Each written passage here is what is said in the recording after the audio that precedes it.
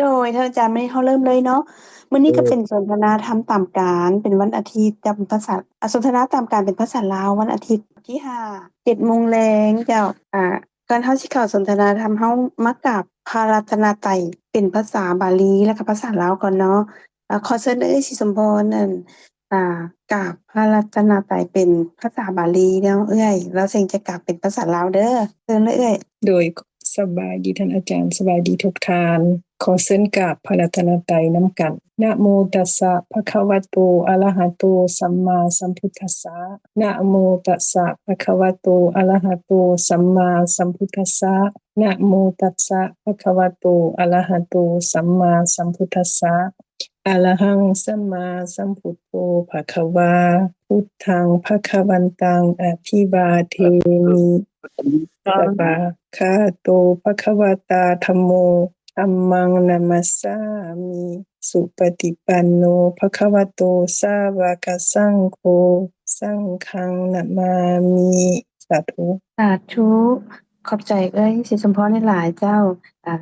ข้าน้อยจะกลับพระรัตนตรัยเป็นภาษาลาวเด้อขอนอบน้อมแด่พระภูมิพระภาคเจ้าพระองค์นั้นซึ่งเป็นผู้ไกลจากกิเลสตรัสรู้ชอบได้โดยพระองค์เองพระภูมิพระภาคเจ้าเป็นพระอรหันต์ดับไฟกิเลสไฟทุกข์ทั้งสิ้นตรัสรู้ชอบได้โดยพระองค์เองข้าพเจ้าขออภิวาท พระภูมิพระภาคเจ้าผู้รู้ผู้ตื่นผู้เบิกบานพระธรรมเป็นคำที่พระภูมิพระภาคเจ้าตรัสไว้ดีแล้วข้าพเจ้าขอนมัสการพระธรรมพระสงฆ์สาวกของพระภูมิพระภาคเจ้าเป็นผู้ปฏิบัติดีแล้วข้าพเจ้าขอนอบน้อมแด่พระสงฆ์สาธุสาธุสาธุเจ้าชั่วโมงที่แล้วนี้เฮาสนทนากันเรื่องสัญญาณ10ประการน่ะสัญญาณ10ประการนะมี10ข้อเนาะเพิ่นเอิ้นสัญญาณ10ประการแล้วก็เฮาหั้นเว้าสนทนากันอนิจจสัญญาผ่านไปแล้วข้อ1ข้อยังมาอยู่ค้าข้อ2เจ้าอ่าอนัตตสัญญาซึ่งอันเอื้อยจิตรพรเพิ่นก็ให้ความเมตตาอ่านตรงที่อ่าลดน้ำหนักหั้นน่ะเนาะตรงนั้นเนาะ ซั้นมื้อนี้เราจึงจะขอทบทวน10ข้อคืนอีกและเราก็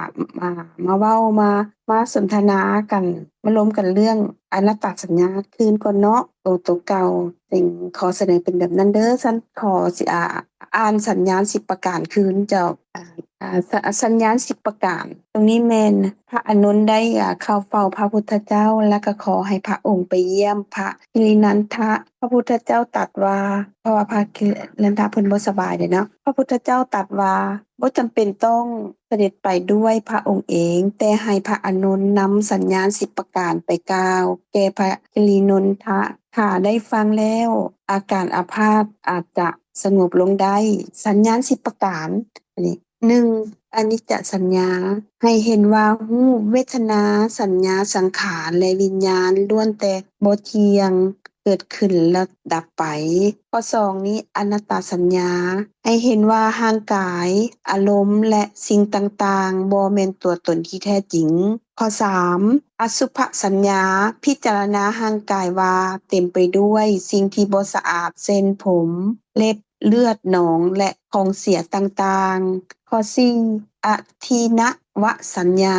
พิจารณาเห็นโทษของร่างกายว่าเป็นที่เกิดของความเจ็บไข้และทุกขะต่างๆข้อที่5ปหานะสัญญาฝึกละทิ้งความคิดชั่วเช่นความโลภความโกรธและความคิดเบียดเบียนข้อที่6วิราคะสัญญาพิจารณาให้เกิดความคลายกำหนัดปล่อยวางตัณหาและกิเลสข้อที่7นิโรธสัญญานิโรธสัญญาพิจารณาความดับสิ้นแห่งกิเลสและความทุกข์ค่ะข้อ8สัพพโลเกอนะภิระปะสัญญาบ่ติดพันหรือหลงในสิ่งต่างๆของโลกข้อ9สัพพสังขาเลสุนิจจสัญญาเห็นว่าสังขารทั้งปวงบ่เที่ยงและบ่ควรยึดติดข้อที่10อานาปานาสติตัวนี้บ่มีสัญญาเนาะเป็นอานาปานสติเห็นว่ามีข้อเดียวเนาะบ่มีสัญญาอานาปานสติการมีสติกับลมหายใจรู้ตัวเมื่อหายใจเข้าและ หายใจออกจนสงบและเกิดปัญญาผลของการฟังธรรมและการพระหลังจากพระอานนท์ได้นำสัญญาณ10ประการนี้ไปแสดงแก่พระกฤณนนทะท่านได้ตั้งใจฟังและพิจารณาตามอาการอาพาธของทานก็สงบลงและหายจากโรคไปในที่สุดขอคิดจากพระสูตรนี้สอนว่าการเจ็บไข้บ่ได้รักษาด้วยเพียงอย่างเดียวแต่จิตใจที่สงบมีสติและเข้าใจความจริงของชีวิตก็ช่วยบรรเทาทุกข์และนำไปสู่ความสงบภายในได้ขอบใจหลายๆที่ให้สิ่งได้โอกาสได้อ่านสัญญา10ประการซึ่งเป็นสิ่งที่ประเสริฐหลายแล้วเฮามาเข้าต่อสนทนาหรือว่าร่วมกันเนาะข้อที่2อนัตตสัญญาที่เฮาได้เว้าไปแล้วตัวที่เฮาร่วมกันหรือว่าสนทนาไปแล้วนี่แม่นเกี่ยวกับว่าการลดน้ำหนักหรือว่าการที่ว่ากินอาหารที่ว่าเฮ็ดให้มันผ่อนลงที่ว่าลดบ่ให้อ้วนถ้าเฮากินหลายแล้วก็จะง่วงเหงาว่าเฮ็ดให้เฮาเมื่อยได้ตามที่สิสมพรได้เอาพระสูตรนั้นมาอ่านเฮาจะเว้าพระสูตรนั้นต่อบ่หรือว่าจะแจ้งแล้วจะเพิ่มเติมบ่หรือว่าจังไดเนาะแต่ก็ยังมีพระสูตรนึงอีกได้ที่ว่ากินอาหารมื้อเดียวนั่นน่ะน้องพงษ์มีบ่บทนั้นน่ะน่ะพงษ์อ่านได้บ่โดยสบายดีไอ้เสงเดี๋ยวน้องค้นเบิ่งแป๊บหนึ่งเด้อเจ้าเบิ่งเด้อว่ามีบ่เจ้าซึ่งมันเกี่ยวข้องกับโภชนาการเรื่องการกินน่ะเจ้ามันเกี่ยวข้องกันเห็นว่าการกินสิกินมื้อเดียวหรือหลายมื้อก็แม่นกินคาบเดียวภาษาลาวเฮาเนาะแต่ว่ากินนั้นแม่นเพื่อให้ร่างกายอยู่ได้กับจิตนี้ดำรงอยู่ด้วยกันได้นะกินเพื่ออยู่บ่ได้อยู่เพื่อกินความหมายว่าอยู่เพื่อกินแม่นกินแบบที่ว่าบ่มีสติเนาะกินแบบหลงในรสชาติบ่ฮู้ว่ามันหมดไปนะแต่ถ้าเฮาเข้าใจตามความเป็นจริงกันเฮากินรสชาตินั้นแซ่บแล้วก็หมดไปนะแซ่บทุกขณะแล้วก็หมดไปทุกขณะคือสัญญาณนั้นข้อที่2นี่เพิ่นอยากให้ฮู้ว่ามันบ่เที่ยงเนาะมันหมดไปเนาะคันว่าเรื่องการกินนี่ก็คือหมดไปทุกขณะแซ่บแล้วก็หมดไปแซ่บแล้วก็หมดไปคันว่าอยากก็เป็นขณะใหม่แต่คันเฮาฮู้ตามความเป็นจริงจังซั่นเฮาจะเข้าถึงว่ากินเพื่อให้ร่างกายนี่อยู่กับจิตได้ก็คือตัวอย่างที่ว่าเฮาเคยกล่าวมาพระสูตรที่ว่า2ผัวเมียที่ไปลงในทะเลทรายเอาลูกไปแล้วลูกเสียชีวิตรับอาหารก็เบิดแล้วก็เลยอันนี้เช็กเว้าย่อๆเนาะรายละเอียดก็มีในพระสูตรอยู่ที่ว่าเฮาเคยกล่าวกันมานั่นแหละเราบ่มีแนวกินเลยก็ต้องกินซีนกินร่างกายลูกกินเนื้อลูกน่ะเพื่อความอยู่รอดน่ะกินเพื่ออยู่กินเพื่อให้ร่างกายอยู่ได้กับจิตเพื่อดำเนินชีวิตต่อในนามสมมุติที่ว่างเปล่านี้นามสมมุติที่ว่างเปล่านี้คือความจริงตามความเป็นจริงเนาะที่ว่าเฮาได้ศึกษากันมาฮู้ว่ามันเป็นแบบนี้นี่คือความจริงนี่บ่หลงผิดที่หลงผิดนั่นแม่นเฮาเห็นว่ามีเฮามีเขาเป็นที่ว่าบ่เป็นเฮาแท้ๆบ่แม่นนามสมมุติเนาะแล้วก็พระสูตรตัวที่2นี้เพิ่นก็อยากให้เห็นว่าบ่เที่ยงก็คือว่าทุกอย่างหมดไปนี่เฮาละยกการกินมา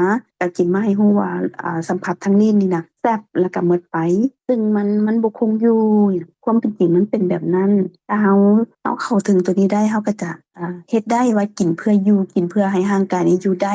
ให้มันอยู่ได้กับจิตน่ะแต่ถ้าหากว่าเฮาฮู้อยู่ก็ยังเข้าบ่ได้อยู่แต่ก็ยังบ่เห็นว่ากินแล้วมันแซ่บบ่หมดไปมันยังแซ่บต่ออยู่ยังเป็นเฮาแซ่บน่ะอันนี้แม่นสิ่งกำลังเป็นอยู่เจ้าซึ่งก็เฮ็ดบ่ได้สิ่งก็ยังกินแล้วก็ยังแซ่บยังเป็นเฮาแซ่บอยู่ทั้งๆที่ฮู้ว่ามันแซ่บแล้วมันก็หมดไปแต่ความเข้าใจตรงนั้นก็ยังบ่ถึงซึ่งก็อยากเข้าถึงตัวนั้นได้ก็คือได้มาฟังคือ3ขั้นตอนคือว่าฟังแล้วก็ไตร่ตรองพิจารณาแล้วก็เอาไปนึกถึงสภาวะตัวนั้นทุกขณะซึ่งเพิ่นละจำกัดความไว้ว่านั่นเป็นปฏิบัติธรรมซึ่งว่าเฮาเฮ็ดได้ทุกขณะเฮ็ดด้วยตัวเฮาเองเฮ็ดได้ตลอดเวลาเลยอยู่ไสก็ได้ถ้าขณะใดที่เฮานึกถึงสภาวะธรรมตัวนั้นนั่นแม่นปฏิบัติธรรมเนาะน้องพงษ์เห็นบ่น้องข้อความนั้นพระสูตรนั้นน่ะเจ้าคือต้องได้เห็นแล้วเนาะเฮาค่อยอ่านได้เพราะว่าเฮาประจำพระสูตรบ่ได้เด้โดยเห็นอยู่ไอ้เสงแต่ว่าบ่ฮู้ว่ามันแบบว่าครบถ้วนบ่เอ่ยเดี๋ยวกำลังเบิ่งอยู่ครับเห็นรูปที่ส่งให้ไปแม่นบ่เจ้าบ่ได้เอาไปหมดหรือว่าตัด อันเอื้อยมีกระตัดคือกันฉันเอื้อยเปิดของเอื้อยแมวเนาะเอื้อยอันใหญ่เฮาเพิ่นค้ามื้อนี้น่ะอยู่เมืองฝรั่งเพิ่น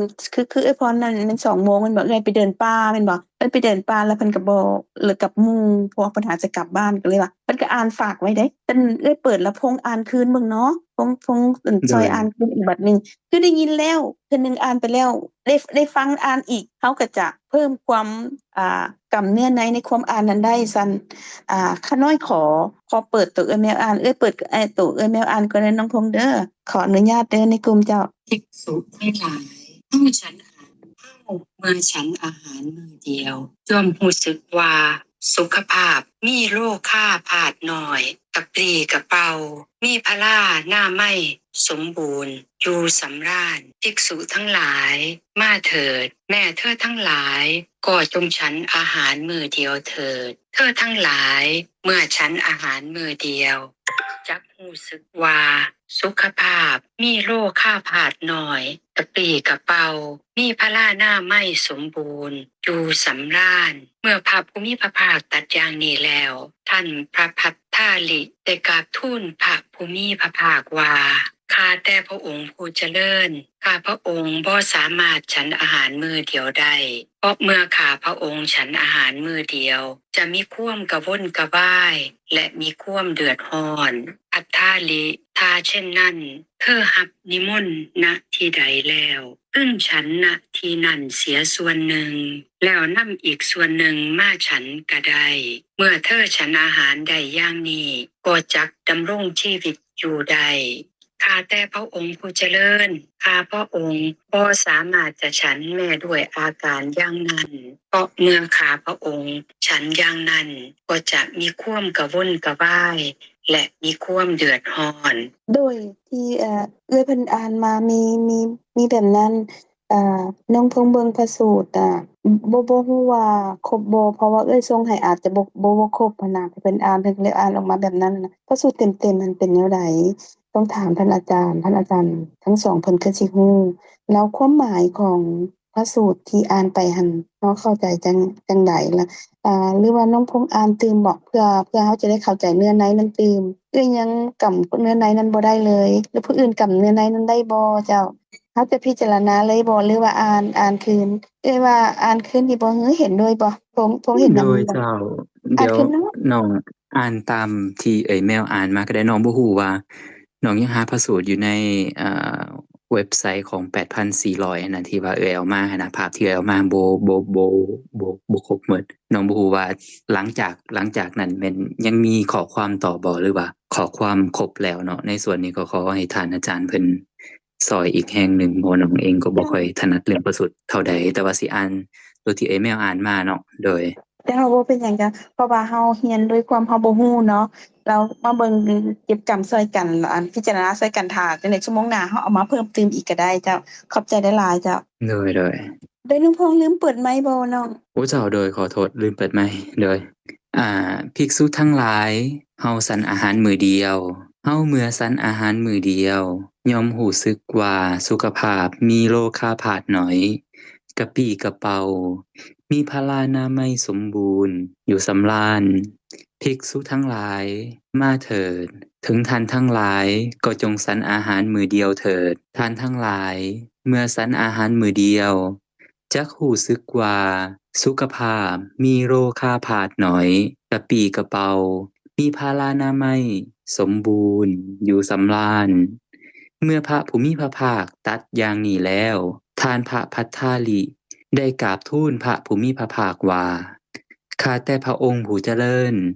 ข้าพระองค์บ่สามารถฉันอาหารมื้อเดียวได้เพราะเมื่อข้าพระองค์ฉันอาหารมื้อเดียวจะมีความกระวนกระวายและมีความเดือดร้อนพัทธาลิถ้าเช่นนั้นท่านรับนิมนต์ณที่ใดแล้วพึงฉันณที่นั่นเสียส่วนหนึ่งแล้วนำอีกส่วนหนึ่งมาฉันก็ได้เมื่อทานฉันอาหารใดอย่างนี้ก็จักดำรงชีวิตอยู่ได้ข้าแต่พระองค์ผู้เจริญข้าพระองค์บ่สามารถจะฉันแม้ด้วยอาการอย่างนั้นเพราะเมื่อข้าพระองค์ฉันอย่างนั้น ก็จะมีความกระวนกระวายและมีความเดือดร้อนเจ้าก็มีประมาณนี้เนาะโดยเข้าใจน้องพงษ์หลายๆอันญาติพี่น้องเฮาในกลุ่มเข้าใจเนื้อหาที่อ่านบ่เจ้าพระสูตรนี้บ่เจ้าน้องพงษ์เข้าใจบ่น้องพงษ์อธิบายได้บ่เจ้าอธิบายก่อนที่จะให้อาจารย์อธิบายให้เฮาตื่มแต่เพราะว่าเฮาจะไต่ตรองตรงที่เฮาเอาพระสูตรมาอ่านแล้วก็ฟังเนาะฟังแล้วก็ไต่ตรองว่าเนื้อในนั้นเพิ่นหมายถึงหยังและเฮาจึงจะได้เอาไปปฏิบัติทำด้วยตัวเฮาเองต่อน่ะขอบใจ โด น้ ย องจ้ะขอบใจจ้ะ น้องก็คิดว่าข้อความน่าจะยังบ่ครบเนาะเพราะว่าน่าจะมีการสนทนาระหว่างท่านภัททลิกับพระพุทธองค์ต่อเฮาก็เลยแบบว่าขาดข้อความไปหรือว่าเป็นแบบใดก็ยังบ่ทันมั่นใจแต่เดี๋ยวน้องสิลองไปสอบอีกเทื่อหนึ่งแต่ว่าเท่าที่อ่านมาตั้งแต่เริ่มต้นก็เข้าใจถึงความสำคัญในการบ่พึ่งติดในรสของอาหารแล้วก็สารอาหารเพื่อที่สำหรับการดำรงชีวิตเนาะแต่ว่าบ่แม่นสารอาหารเพื่อความที่ว่าเฮาเพลิดเพลินสำราญใจในการลิ้มรสอาหารต่างๆมีความเป็นจริงในทางวิทยาศาสตร์ก็สอดคล้องกันเนาะเพราะว่าถ้าว่าเฮากินน้อยแล้วก็กินอาหารที่มีผลประโยชน์ที่ว่าร่างกายต้องการที่ว่าร่างกายต้องการอีหลีเนาะถึงว่าจะบ่แม่นอาหารที่แบบว่ารสชาติแซ่บจ้อยอาหารเลิศรสต่างๆแต่ก็เฮ็ดให้สุขภาพร่างกายมีความแข็งแรงกระปรี้กระเปร่าถ้าว่าสุขภาพร่างกายแข็งแรงกระปรี้กระเปร่าแล้วสิ่งที่นำมาก็คือว่าโรคภัยไข้เจ็บก็มีน้อยด้วยพลานามัยก็สมบูรณ์ก็เป็นดังที่เมื่อ 2,500 กว่าปีเนาะก็เป็นที่น่าอัศจรรย์ใจเพิ่นก็ได้กล่าวข้อความแบบเดียวกันนี้ไว้โดยเฉพาะขาน้อยมีความเข้าใจว่าถ้าว่าถูกผิดประการใดก็ขอให้ท่านอาจารย์เพิ่นกวดแก้อีกตื่มเพราะว่าด้วยความที่เป็นพระภิกษุเนาะโดยเพิ่นต้องปฏิบัติกิจหลายอย่างการฉันอาหารมื้อเดียวเฮ็ดให้ร่างกายแข็งแรงบ่มีโรคภัยไข้เจ็บมีความกระปรี้กระเปร่าก็สามารถกระทำกิจต่างๆบ่ว่าจะเป็นทั้งการเจริญสมถะวิปัสสนาการเดินจงกรมหยังต่างๆการออกบิณฑบาตก็เป็นไปได้ง่ายแล้วก็เป็นทั้งการที่บ่ยึดติดในกิเลสเนาะโดยเฉพาะทางรสชาติอาหารโดยที่น้องเข้าใจก็มีประมาณนี้แต่ว่าที่ท่านอิหยังก็ภัททลิที่ว่าเพิ่นบอกว่าเพิ่นบ่สามารถเฮ็ดได้เป็นไปต่อแนวใดก็จะพยายามหาข้อความมาเบิ่งว่าพระพุทธองค์เพิ่นได้ตรัสตอบต่อแนวใดเจ้าประมาณนี้เนาะโดยขอบใจน้องพงษ์หลายๆถึงว่าเฮายังบ่ทันได้เข้าใจพระสูตรนั้นละเอียดเพราะว่ามันก็เป็นเทื่อทำอิฐเนาะเฮาก็ต้องได้ฟังแล้วก็ไต่ตรองเพิ่มอีกแต่น้องพงษ์ก็ไต่ตรองได้ถือว่าก็เพิ่มละเอียดขึ้นมาแล้วพอก็พอฟังได้คนอื่นก็คือสิคือกันน่ะนะแล้วค่อยพิจารณานำกันคือข้อ2นี่ข้อ2สัญญา10ประการนี่เพิ่นก็ให้เห็นความบ่เที่ยงหมายว่าพระสูตรนี้ก็คือว่ากินอยากให้เห็นว่าการกินน่ะแซ่บนะแซ่บแล้วมันก็หมดไปรสชาติสัมผัสทางลิ้นนี่น่ะคือถ้ากินหลายเนาะข้าน้อยเองอะนะกินหลายหั้นน่ะก็อิ่มหั้นน่ะก็อยากนอนเฮ็ดเวียกก็บ่อยากได้เดะก็ง่วงอยู่บ่สบายกินอิ่มกินคัดท้องนั่นน่ะคือกันกินด้วยโลภะอะนะกินด้วยที่ว่าบ่มีสติอะนะคือพระสูตรข้อ2นี่เพิ่นก็ให้อยากให้รู้ว่ามันบ่เที่ยงมันหมดไปก็คือกินแล้วแซ่บก็หมดไปนะแต่ว่าด้วยความเป็นจริงมันหมดไปจังซั่นแท้แต่ว่าด้วยนามสมมุติเฮาอะนะด้วยกิเลสเฮาด้วยความบ่รู้ตามความเป็นจริงนะหลงได้กินแล้วก็อยากกินอันแซ่บอยากกินอันเป็นตาแซ่บอันงามอะนะกินแล้วก็กินอีกกินแล้วก็ยังคิดอยากอีกอยู่เป็นตลอดขาน้อยเราเป็นเองกินแล้วก็อยากนอนกินแล้วก็เฮ็ดเวียกบ่ได้แล้วก็ละมื้อพักเวียกธรรมดาก็จะไปซอกหากินอันแซ่บๆโดยที่บ่เห็นตามความเป็นจริงเลยว่าแซ่บนั้นหมดไปคือสัญญาณตัวที่2เพิ่นอยากให้เห็นว่ามันบ่เที่ยงมันหมดไปนะคือบ่เห็นพอได้มาสนทนาในกลุ่มนี้พระสูตรนี้ได้เว้าขึ้นมาแล้วก็เลยนึกได้ตลอดอยู่แต่ก็ยังเข้าตัวนั้นบ่ได้อยู่แต่ถือว่าเป็นบุญกุศลหลายที่ได้ยินได้ฟังพอได้เอามาไต่ตรองก็สิได้ระมัดระวังตรงนี้ขึ้นได้แเพิ่มขึ้นน้อยหนึ่งเมื่อก่อนบ่ได้ยินได้ฟังก็บ่รู้เลยก็มีแต่อยาก แต่พอมาได้ยินแล้วก็เพิ่มขึ้นหน่อยนึงมื้อหน้าก็จะคือขึ้นตื่มอีกเพราะว่าอยากให้รู้ตามความเป็นจริงว่าแซ่บแล้วก็หมดไปนั่นแหละพระสูตรนี้เพิ่นอยากให้รู้จังซั่นตามขาน้อยเข้าใจก็ต้องผู้อื่นเด้เข้าใจเป็นแนวใดเจ้าอยากให้ผู้อื่นมีความเห็นเนาะจะได้ไตร่ตรองช่วยกันจะได้พิจารณาเห็นว่าการดำรงชีวิตเฮานี่การกินนี่นะเพื่อร่างกายนี่จะอยู่ได้แบบบ่มีโรคภัยไข้เจ็บเพื่อสุขภาพที่ดีที่เหมาะสมแก่ร่างกายจะอยู่ได้กับจิตให้เฮ็ดจั่งใดเฮาจะได้รู้ตามความเป็นจริงว่ารสชาตินั้นแซ่บก็หมดไปอันนี้มันสำคัญสำหรับการดำรงชีวิตสิ่งที่ประเสริฐกว่านั้นถ้าเฮาเข้าถึงได้ว่ามันหมดไปทุกขณะตรงนั้นเฮาจะเห็นได้ว่าบ่มีเฮาอยู่ไสบ่มีเฮาสิ่งที่ประเสริฐตรงรู้ตัวนั้นแหละสำคัญล้ำเลิศหลายที่จะเฮ็ดให้เฮาหลุดพ้นในวัฏฏะนี้ได้คือว่าเฮาจะได้สะสมไปทุกขณะทุกมื้อนำกันช่วยกันไปแบบนี้ขอเชิญช่วยกันเนาะมีผู้ใดจะนำเชิญให้ท่านอาจารย์เป็นกล่าวตื่นจ้ะ โดยสบายดีท่านอาจารย์สบายดีทุกท่านเนาะอันนี้ก็อยากอ่านพระสูตรต่อจากที่สัญญา10ประการนั้นต่อจากนั้นเนาะที่อธิบายอนัตตสัญญาก็อนัตตสัญญาเป็นแนวใดเบิ่งก่อนอานนท์ภิกขุในธรรมวินัยนี้อยู่ในป่าก็ดีอยู่ที่โคนไม้ก็ดีอยู่ที่เรือนว่างเปล่าก็ดีย่อมพิจารณาเห็นดังนี้ว่าจักษุเป็นอนัตตาจักขุก็คือจิตเห็นเนาะหูเป็นอนัตตาหูเป็นอนัตตาเสียงเป็นอนัตตาดังนี้ดังเป็นอนัตตากินเป็นอนัตตาลิ้นเป็นอนัตตารสชาติเป็นอนัตตากายเป็นอนัตตาโผฏฐัพพะเป็นอนัตตาใจเป็นอนัตตาธรรมารมณ์เป็นอนัตตาย่อมพิจารณาเห็นโดยความเป็นอนัตตาในอายตนะทั้งหลายทั้งภายในและภายนอก6ประการเหล่านี้โดยประการอย่างนี้ดูก่อนอานนท์นี่เอิ้นว่าอนัตตานี่ก็ให้เห็นว่าสิ่งที่เฮาใช้ชีวิตอยู่ประจำวันทุกมื้อนี้ทุกสิ่งทุกอย่างล้วนบ่แน่นอนเกิดแล้วก็ดับถึงที่เป็นการกิน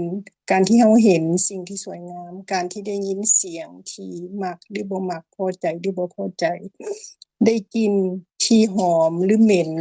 แล้วก็ได้กินได้ชิมรสชาติที่แซ่บในความรู้สึกดีใจเสียใจหรือร้อนหรือหนาวที่เอิ้นว่าโผฏฐัพพะลมและใจที่นึกคิดในสิ่งที่ทุกสิ่งทุกอย่างโดยที่บังคับบัญชาบ่ได้เลยทุกสิ่งทุกอย่างเกิดแล้วก็ดับเฮาจะเห็นได้ว่าในชีวิตประจำวันของเฮาแต่ละมื้อแต่ละขณะจะบ่เที่ยงบ่แน่นอนทุกสิ่งทุกอย่างเกิดแล้วก็ดับบ่แม่นความจริงบ่แม่นสภาพธรรมะที่แท้จริงแต่ที่จริงแล้วก็คือเป็นแค่จิตเจตสิกแล้วก็รูปเป็นที่ประชุมพร้อมกันของธรรมะทั้งหลายทั้งปวงที่เกิดแล้วก็ดับโดยทั้งสิ่งเท่านั้นขอบใจพรหลายๆขอบใจหลายจ้าที่ได้เอาพระสูตรตัวนี้มาอ่านคืนเทิงเพิ่นพรแปลเป็นภาษาลาวแล้วก็ก็เอามาอ่านคืนอีกประเสริฐประเสริฐหลายคือมันเป็นความจริงเนาะ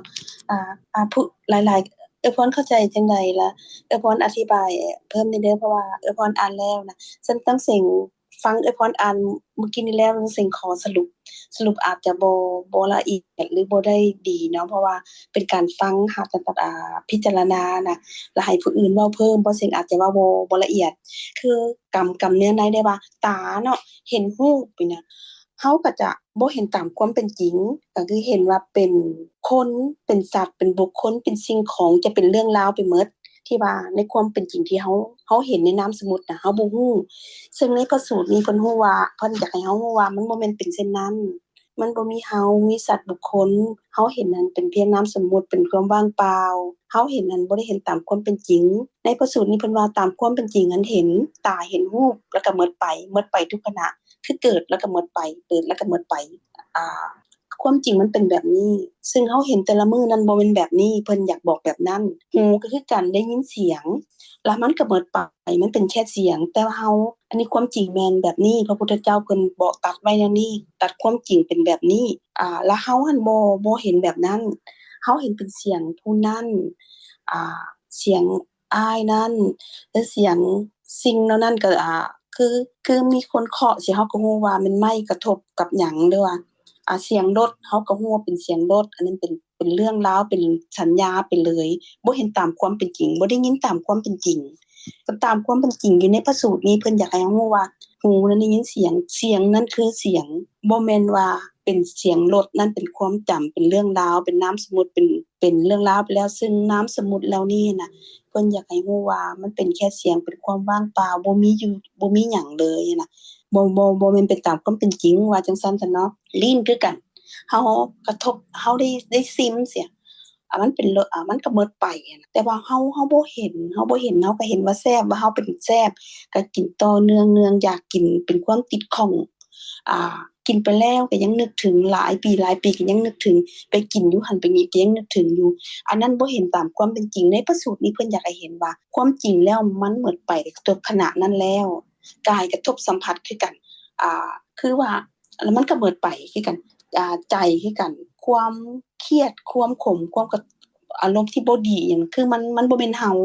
มันบ่ได้เกี่ยวกับเฮาคือมันทุกมันหมดไปทุกขณะอะนะ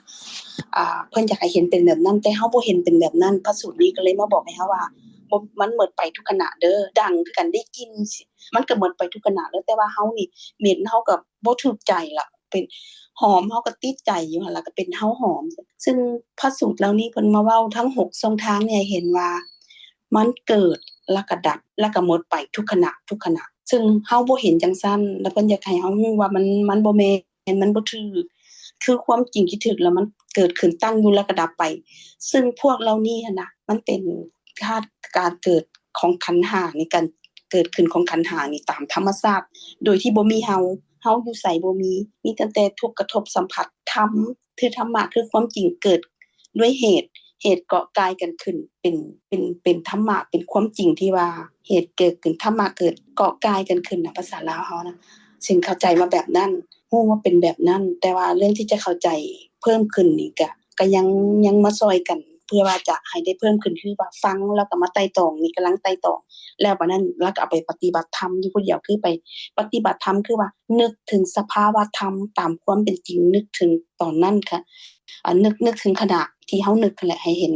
ว่าสภาวะธรรมมันเป็นแนวใดนี่คือชื่อมันคือเอิ้นปฏิบัติธรรมเนาะอันนั้นเป็นข้อที่3ข้อที่1ฟังข้อที่2ไต่ตองวรรคที่3มันคือเอาไปพิจารณาทุกขณะเพื่อจะได้เห็นว่าทุกกระทบสัมผัสตรงนี้นี่น่ะมันบ่แม่นความจริงมันเป็นความสมมุติมันเป็นความว่างเปล่าที่เฮาหลงว่ามันแม่นเรื่องราวที่ว่าเฮาดำเนินอยู่ว่ามีเฮาแต่ความจริงมันเกิดขึ้นทุกกระทบสัมผัสหมดไปทุกขณะบ่มีเฮาหมดไปอันบ่มีเฮาตัวนี้แหละประเสริฐละที่เข้าได้จังได๋ก็คือไปปฏิบัติเองเลยทุกขณะนั่นแหละนี่เป็นหนทางที่ว่าถูกต้องที่พระพุทธเจ้าเพิ่นตรัสไว้ว่าซึ่งเฮาก็เอามาพิจารณาเพิ่นว่าบ่ฟ้าวเชื่อว่ามันแม่นบ่แต่เฮามาเบิ่งก็แม่นมันอยู่ในตัวเฮาทุกขณะเห็นทุกอย่างหมดทุกขณะเลยซึ่งสิ่งสรุปที่เอ้ยพรอ่านมาเอ้ยดีหลายและที่เอ้ยเอามายกตื่นสิ่งก็เลยได้เอามาเพื่อให้เข้าใจเพิ่มอีก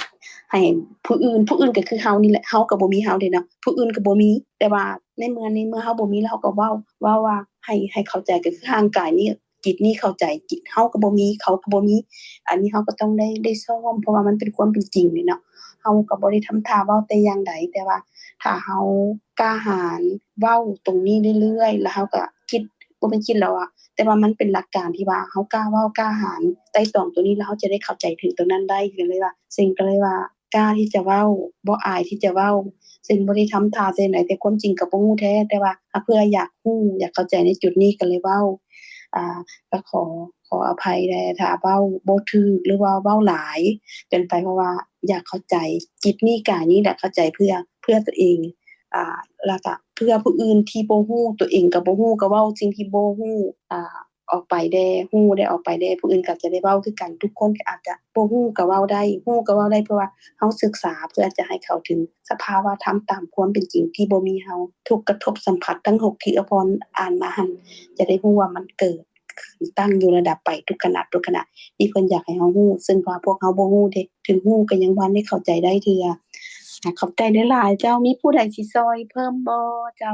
ปิดไมค์ก่อนเด้อขอให้ผู้อื่นเว้าต่อเจ้าโดนมีไผบ่เจ้าเอ้ยพรบ่เอ้ยพรอ่านมาเอ้ยพรไต่ตองว่าเป็นแนวใดเอ้ย ก็ดีน้องเสียงสรุปได้ดีโดยเส้นทางอื่นเด้อซอยกันพิจารณาขอบใจหลายๆเอ้ยวันบ่เจ้าวันซอยน้องพิจารณาบ่เจ้าโดยสบายดีอาจารย์ทั้งสองแล้วก็ทุกท่านข้าน้อยก็ขอฟังไปเรื่อยๆก่อนเพราะว่าเว้าก็เป็นความจำซื่อๆมันบ่ทันได้จะแจ้งหยังหลายเทื่อนะขอฟังไปเรื่อยๆก่อนขอสั่งสมความเข้าใจไปก่อนเด้อโดยขอบใจวันเข้าใจนวันหลายๆเจ้าความจำก็เป็นสิ่งที่ประเสริฐเด้ตามสิ่งเข้าใจเป็นแบบนั้นเด้นะวันคือว่าเฮาเข้าใจเฮาจำมาแล้วก็เป็นที่ให้เฮาได้มาไต่ตองต่อหั้นน่ะเป็นดีเจ้าเป็นความจำก็เป็นความรู้ที่ดีคือเข้าใจว่าเป็นแบบนั้นมีผู้อื่นบ่จะช่วยพิจารณาบ่หรือว่าน้องพงษ์บอกเอาเต็มบ่น้องเข้าใจโดยที่ไอ้เสียงบอกมาเมื่อกี้นี่ก็ถือว่าครบถ้วนละเอียดและได้สรุปได้ดีหลายๆน้องเองก็คิดว่าข้อความที่ได้กล่าวเมื่อกี้ก็ครบถ้วนแล้วน่าจะบ่มีอิหยังที่ว่าจะเพิ่มเติมเพียงแต่ก็คงสืบต่อเนาะเนาะในการสะสมความเข้าใจเล็กๆน้อยๆเพิ่มเติมขึ้นจนกว่าจะเข้าใจแล้วก็ประจักษ์แจ้งในความเป็นอนัตตาอย่างที่ได้กล่าวเนาะว่าทุกๆขณะเกิดขึ้นแล้วก็ดับไปอีหลีบ่ว่าสิเป็นศาสตร์นี้ศาสตร์หน้าหรือว่าอีกจักกี่ศาสตร์แต่ว่าความสำคัญก็คือณขณะปัจจุบันนี้นี่แหละโดยที่ว่าเฮาเล็งเห็นความสำคัญเล็งเห็นคุณในการเข้าใจสิ่งที่มีจริงเนาะเกิดมาศาสตร์นี้มีโอกาสได้ฟังพระธรรมบ่ฮู้ว่าศาสตร์หน้าจักสิได้เกิดสิได้เจอสิได้พบพอพระพุทธศาสนาหรือบ่ก็คงที่จะบ่ประมาทแล้วก็เห็นคุณของการเข้าใจถึกเนาะเริ่มต้นจากที่เคยว่าหั่นแหละจากการศึกษาเข้าใจอาจจะจื้อจำก่อนนำไปพิจารณาเรื่อยๆความเข้าใจก็คงจะเพิ่มเติมเพิ่มพูนตามกำลังบ่น้อยก็หลายบ่หลายก็น้อยแต่ก็ดีกว่าบ่ได้ลงมือเฮ็ดหยังเลยเนาะโดยก็ขอมีความเห็นประมาณนี้เพราะว่าสรุปได้จะแจ้งและได้ดีหลายแล้วเจ้าขอบใจขอบใจน้องพงษ์หลายๆเพราะว่าก็อยากเข้าใจสภาวะตัวนี้ได้นะเพราะว่ามันก็คำของพุทธองค์ประเสริฐทุกคำเลยแต่ว่าคำที่ว่าสะอาดกินอาหารนี่นะมันเป็นการที่ว่าเฮาต้องกินทุกมื้อน่ะเพื่อรักษาสุขภาพเพื่อกินเพื่อให้ร่างกายนี้อยู่ได้กับจิตนี้นะก็เลยไต่ตองทุกขณะคือบ่เข้าใจก็แชตถามพงษ์ค่ะแล้วก็โทรหาท่านอาจารย์เพิ่นก็มีเมตตาให้คำว่าสนทนาได้ตลอดหั้นน่ะตัวนี้ก็เป็นประเสริฐหลายสำหรับเอื้อยนะเพราะก็ไต่ตองคันบ่เข้าใจก็โทรหาได้แล้วก็คือแชตถามน้องพงษ์นั่นแหละแล้วก็ถือว่าได้เพิ่มขึ้นอันนั้นเพิ่มขึ้นคือว่าเฮ็ดหลายได้หลายแหละแต่ว่าเฮ็ดหลายปานใดก็ยังบ่ได้หลายเทื่อตอนนี้หั้นเพราะว่าแต่ก็ได้เฮ็ดแล้วที่ว่าได้เฮ็ดแล้วได้ฟังแล้วก็ไต่ตองแล้วก็ปฏิบัติธรรมแล้วนะก็ได้มีความเมตตาจากท่านอาจารย์เพิ่นก็ให้คำเห็นถามหยังเพิ่นก็บอกเพิ่นก็ให้ความไต่ตองซอยน่ะที่ว่ากราบขอบใจท่านอาจารย์หลายๆแล้วน้องน้อยอาจจะเว้าหยังเพิ่มบ่มีความเห็นที่ศรีสมพรอ่านไปหั้นบ่ล่ะหรือว่าน้องในเฮ็ดจั่งใดซอยเพิ่มบ่เจ้าขอเชิญเพิ่มนำกันหน่อยนึงเนาะโดยสบายดีท่านอาจารย์ทั้งสองสบายดีทุกๆท่านจริงๆก็ฟังอยู่เนาะตั้งแต่ตอนน้องพงษ์อ่านนั่นบทพระสูตรน่ะเนาะก็เข้าใจคุณน้องพงษ์แล้วว่ามันน่าจะบ่ทันที่สุดเพราะว่าน้อยก็อยากฟังต่อหลังจากผู้เพิ่นที่ว่าเพิ่นปฏิบัติกินคาบหนึงบ่ได้หั่นน่ะแล้วบ่ฮู้ว่าทางพระพุทธเจ้าเพิ่นให้คำใดหยังเพิ่มบ่เนาะแต่ว่า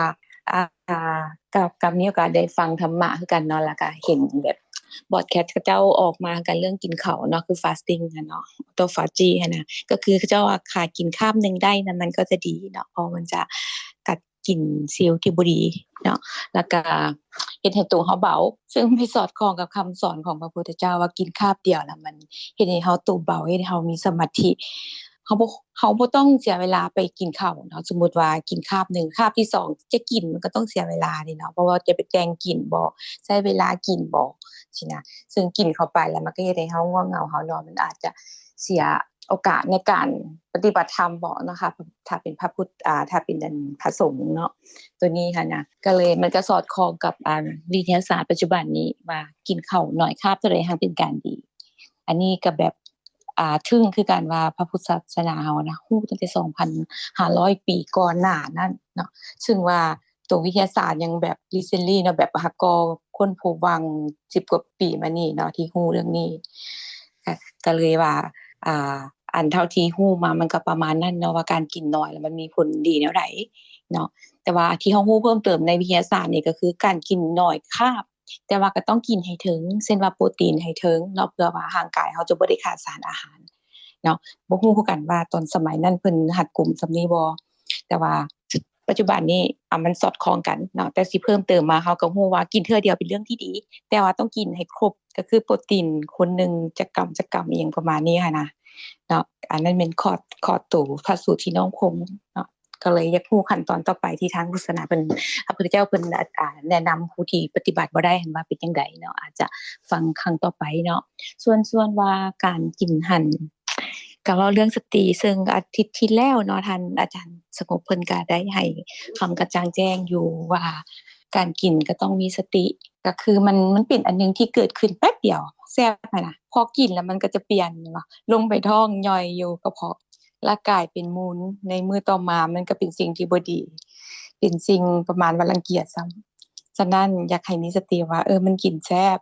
แป๊บนึงมันก็เปลี่ยนเป็นอันอื่นเนาะอันนี้ที่จับใจความได้ดีทานอาจารย์เพิ่นใช้เวลาอธิบายให้น้อยให้ทุกคนเข้าใจหั้นนะก็เลยว่าก็คือความบ่เที่ยงฉะนั้นกินบ่อยากให้เอาจิตเฮาไปผูกติดกับความแซ่บจนลุ่มหลงในการกินเนาะกินแต่ละคำก็ให้ไตร่ตรองว่าเดี๋ยวมันก็เปลี่ยนไปเปลี่ยนจากความหอมความแซ่บกลายเป็นความเหม็นความหยังเนาะที่มันมีการเปลี่ยนแปลงตลอดก็คือสิ่งที่บ่เที่ยงก็เลยว่าต้องมีสติในการกินให้เพื่อสุขภาพเฮาซื่อๆอย่าไปลุ่มหลงกับรสชาตินั้นให้เบิ่งมันว่ามันแซ่บส่ำใดแล้วมันมีการเปลี่ยนแปลงจังไดทุกๆขณะที่เฮากินให้เฮาคิดจังซั่นต้องให้เฮาฮู้ว่ามันมีการเปลี่ยนแปลงบ่อยากให้ยึดติดกับความแซ่บเพื่อจะได้มีสติในการควบคุมในการกินซั่นจ้ะอันนี้แม่นสิ่งที่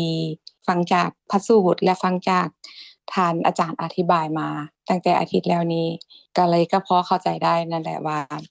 การกินทุกเทื่อมันต้องมีสติเนาะแต่สิ่งที่เฮ็ดได้บ่คือสิ่งว่ามันก็ต้องได้ฝึกแม่นล่ะข้าน้อยเองก็ฝึกคือกันพยายามคือกันแบบว่าบ่อยากให้ลุ่มหลงบ่อยากให้ไปยึดติดกับความแซ่บจริงๆจะให้เฮาควบคุมน้ำหนักได้แล้วตัวที่เพิ่นกินบ่ได้ว่าอาทิตย์มื้อนึงกินเทื่อนึงแล้วมีความทรมานเหือมโหยหาบ่ความเกิดความทุกข์ขึ้นน่ะเนาะอันนั้นอยากฟังขั้นตอนต่อไปที่ท่านพระพุทธเจ้าอธิบายหรือว่าแนะนำเติมแต่ว่าทางตัวที่เฮาปฏิบัติเองนี่นะมันอาจจะทรมานมื้อแรกมื้อที่2ที่3แต่ถ้าเฮาปฏิบัติได้ฮอด3มื้อเป็นต่อไปแล้วนะจะเกิดเป็นความชินเคยเฮาก็จะบ่หิวในตัวเองเพียงแต่เฮาต้องกินอาหารให้ครบเพื่อบ่ให้ร่างกายเฮาขาดสารอาหารเนาะอันนี้ก็เป็นสิ่งที่แค่น้อยจับใจความได้เนาะแล้วก็พยายามฝึกตัวเองให้ควบคุมได้ให้จิตเฮาเป็นคนสังเกตการณ์ว่ามันแซ่บแล้วก็หมดทุกอย่างเกิดขึ้นแล้วก็ดับไปบ่มีหยังกีรังยั่งยืนใช้สติในการกินอย่าปล่อยปละสติตัวเองไปยึดติดกับความแซ่บจนเฮ็ดให้เฮาควบคุมปริมาณอาหารบ่ได้หรือว่าเฮ็ดให้เฮากินข้าวอยู่เรื่อยๆซึ่งมันก่อให้เกิดทั้งเสียสุขภาพเสียทั้งเวลาไปกินนั่นพร้อมอาจจะเสียเงินเพิ่มอีกที่ต้องซื้อนั่นซื้อนี่มากินโดยบ่มีประโยชน์หยังเนาะอันนี้เป็นสิ่งที่ข้าน้อยพยายามจับใจความแล้วก็เอามาปฏิบัติปรับใช้กับตัวเองซึ่งว่าคิดว่ามันก็ต้องใช้เวลานั่นแหละก็คือปรับเทื่อละน้อยให้ฮู้เทื่อละน้อยแล้วแต่ให้ฮู้หลายขึ้นเพื่อเราจะควบคุมตัวนั้นได้นะก็ขอแสดงความเห็นประมาณนี้เด้อซิงขอบใจหลายๆน้องน้อยเจ้าละตัวพระสูตรนั้นก็คงให้ท่านอาจารย์นั่นบอกแต่ว่าที่น้องน้อยเว้ามาว่ามันบ่มีหยังตอนคือเพิ่นว่าฉันมื้อเดียวบ่ได้นะหุนหวยนะก็มันติดในรสชาตินั่นแหละติดในความแซ่บติดในความเป็นเฮาตามที่ข้าน้อยเข้าใจนะเข้าใจมากับที่ท่านอาจารย์เพิ่นเคยอธิบายคือทุกพระสูตรเพิ่นอยากให้เห็นว่ากินเพื่อให้อยู่กับร่างกายอยู่กับจิตนี้ได้นั่นแหละ แต่ว่าพระสูตรเต็มๆก็ต้องให้ท่านอาจารย์อธิบายแต่ว่าเคยฟังท่านอาจารย์มาก็เห็นว่าทุกอย่างที่เฮ็ดบ่ได้หั่นย้อนว่าบ่เห็นตามความเป็นจริงเพราะเฮาหลงว่ามีเฮาเด้คันเฮาเห็นว่าทุกอย่างมันหมดไปทุกขณะแซ่บหมดไปทุกขณะนี่มันเฮ็ดได้แต่ว่าเราเฮาเฮ็ดบ่ได้นี่มันสิเฮ็ดได้บ่ก็คือมี3ขั้นตอนนะที่ว่ามีหนทางให้เฮาเรียบร้อยแล้วเฮาก็ต้องได้เฮ็ดตามนั้นเพราะว่าเฮาได้แน่นอนบ่ฮู้ว่ามื้อใดแล้วก็การที่เราเป็นอริยบุคคลอันนี้ก็เป็นชื่อเนาะการที่เป็นอนาคามีหรือว่าพระอรหันต์เลยมันก็อยู่ขณะนี้ตอนนี้เดี๋ยวนี้อยู่กับเฮาทุกขณะเลยซึ่งบ่ได้อยู่ไกลหรือพบหน้าพบในหรือบ่อนใดเลยบ่แม่นว่าอยู่เวียงจันทน์แล้วต้องไปเป็นพระอรหันต์อยู่กรุงเทพบ่แม่นอยู่ตอนนี้ขณะนี้เลยความเข้าใจถูกอยู่ตอนนี้เลยว่าแต่เฮาสิไปถึงจุดนี้ได้จังได๋บ่แม่นจุดอื่นเลยจุดนี้อยู่นํกันเลยความบ่ฮู้กับความฮู้นี่มันอยู่นํกันเลยเฮาสิพลิกเห็นได้จังได๋ก็คือหนทางที่พระพุทธเจ้าเพิ่นวางให้มี3ขั้นตอนที่เฮากำลังเฮ็ดอยู่นี่แล้วที่ว่าเฮ็ดบ่ได้ก็ย้อนว่าหลงว่ามีเฮานั่นแหละบ่เห็นตามความเป็นจริงคือขาน้อยเป็นนี่ขาน้อยก็บ่เห็นตามความเป็นจริงว่ามันแซ่บแล้วมันหมดไปขาน้อยก็ยังกินต่อคือกินตลอดแต่ว่าก็มันก็ไข้ขึ้นที่ว่าได้มีได้ฟังได้ยินแบบนี้หั้นน่ะก็ถือว่าเพิ่มขึ้นน้อยนึงตามที่เฮาเฮ็ดแล้วก็เพิ่มสิเพิ่มเทื่อละน้อยแต่กี้บ่ฮู้เดี๋ยวนี้เฮาฮู้แล้วก็สิได้เพิ่มขึ้นซึ่งละอันที่ประเสริฐกว่านั้นที่ว่าเฮาฮู้กว่าที่ว่าแซ่บแล้วก็หมดไปอะน่ะทุกกระทบสัมผัสหมดไปนั่นน่ะและเฮาอยู่ไสสรุปทั้งหมดทั้งมวลนั้นบ่มีเฮาตรงนี้ประเด็นที่หัวใจหลักของภาษาพุทธศาสนาให้เฮาฮู้แต่เฮาก็ขาดบ่ได้แล้วก็คือศีลสมาธิปัญญาแล้วตรงที่เฮาฮู้ว่ามันหมดไปทุกขณะเป็นปัญญาแล้วล่ะฮู้ไปหมดว่าบ่มีเฮานะตัวนี้นี่แม่นปัญญาที่ว่าสูงสุดที่ประเสริฐแล้วนะคือสิให้ได้จังได๋คือเฮากำลังเฮ็ดอยู่เนาะแต่ว่าสิรายละเอียดเพิ่มเติมจังได๋จะได้เข้าใจตื่นก็ต้องได้อาศัยท่านอาจารย์ผู้เพิ่นได้คอยบอกคอยตั้งใจภาคเพียรบอกพวกเฮาคือสิ่งก็ได้โทรหาเกือบทุกมื้อพุ่นแหละก็ไต่ตองอีหยังที่ว่าพอมีข้อข้องก็ยังโทรหาเพิ่นตลอดบางคำบ่เข้าใจก็แชตถามน้องพงษ์เพิ่นก็ศึกษามาเด้เนาะเพิ่นก็แล้วเพิ่นก็แนะนำให้ก็ได้เอามาไต่ตองตื่นซึ่งว่าทุกขณะที่ไต่ตองนี่เห็นแต่ความบ่ฮู้เห็นแต่ความที่ว่าบ่เข้าใจนะเห็นตลอดเลยเห็นตลอดเห็นความที่ว่าตะกี้บ่ฮู้เลยว่าตัวเองบ่เข้าใจบัดนี้ฮู้แล้วฮู้ตลอดเลยว่าตัวเองบ่เข้าใจหยังใดทุกขณะเนื่องจากเกิดว่าไต่ตองคือว่าปฏิบัติธรรมนั่นแหละถ้าว่าจังได๋ล่ะก็ขอเชิญท่านอาจารย์เนาะพอท่านอาจารย์ให้เวลาพวกเขาสนทนาให้เวลาเสียงได้กล่าวแล้วก็ได้ถามพี่น้องในกลุ่มเพื่อสนทนาตื่นเป็นชั่วโมงแล้วเด้นั้นก็ขอเชิญท่านอาจารย์กล่าวต่อเนาะจะได้เข้าใจเพิ่มรายละเอียดตื่นเจ้าขอบใจหลายๆสำบาย สำบายดีสุขุสุคน ตอนนี้ก็เบิดเวลาแล้ว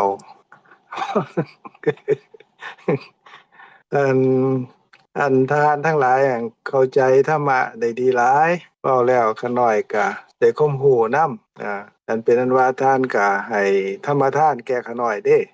ในแง่มุมต่างๆตามที่ท่านได้ การกรองไตร่ตรองพิจารณาแล้วก็นั่นล่ะเป็นความรู้ความเข้าใจของท่านทั้งหลายเด้ความรู้ความเข้าใจของท่านทั้งหลายที่เกิดจากการที่เฮาได้ยินได้ฟังความจริงคือพระธรรมเฮาได้ฟังแล้วก็พิจารณา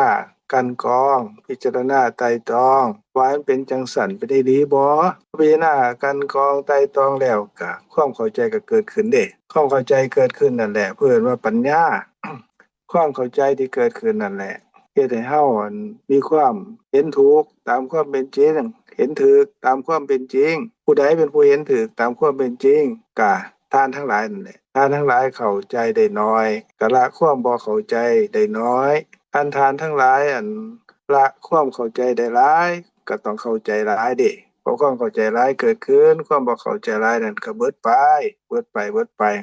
อันนี้ก็เป็นสิ่งที่ดีที่งามหลายนี่แหละคือพระธรรมเฮาฟังแล้วเฮาพิจารณากันกรองแล้วก็ความเข้าใจเกิดขึ้นก็ฮู้ได้โดยตนเองอันที่ว่าสติเกิดระลึกฮู้สติฮู้ก็เป็นสติเกิดพร้อมกับความเข้าใจเกิดว่าสติประกอบด้วยปัญญาเกิดขึ้นอันนี้เป็นเหตุเด้เห็นมาจากการที่เฮาได้ฟัง แล้วก็มาจากการพิจารณาไตร่ตรองความเข้าใจเกิดขึ้นอันนี้3อย่างนี่โฮมันเข้าแล้วก็เป็นเหตุบัดนี้เฮ็ดให้เฮาละคายความบ่ฮู้การละคายความบ่ฮู้การละคายความติดของละคายการยึดถือบรรเทาความทุกข์ความเดือดร้อนในชีวิตประจำวันอันนี้เป็นผลเด้อันนี้เป็นผลการที่เฮาบ่ยึดมั่นถือมันก็ดีการที่เฮา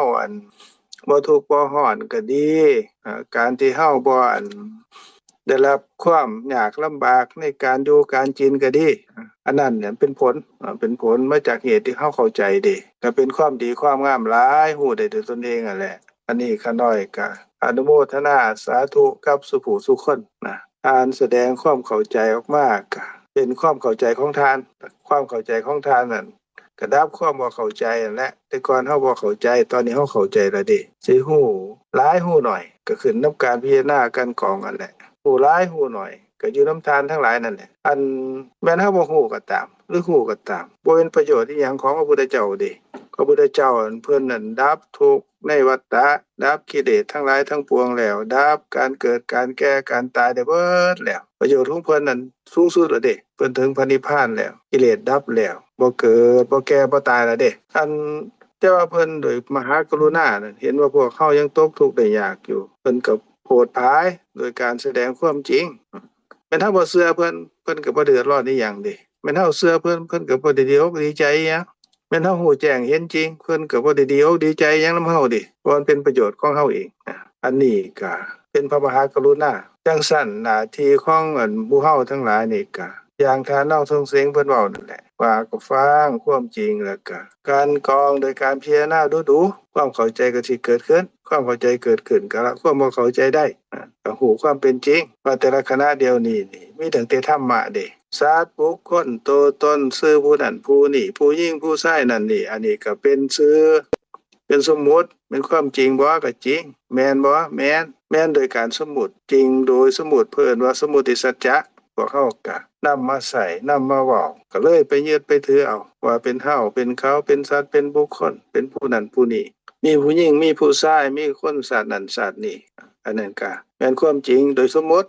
ของพวกเฮาก็ยึดถือเอาตามนั้นแหละแต่ด้วยความเป็นจริงแล้วนี่สมมุติเป็นสมมุติเด้สมมุติบ่มีอีหลีเด้หลายภาษาหลายสมมุติก็ต่างคนต่างสมมุติไปความเป็นจริงในสมมุติก็เป็นสมมุติซื่อๆบ่มีจริงสิ่งที่มีจริงก็คือสภาพธรรมอันนึงเป็นสภาพที่บ่ฮู้คือฮู้อยู่ตัวของเฮานี่แหละ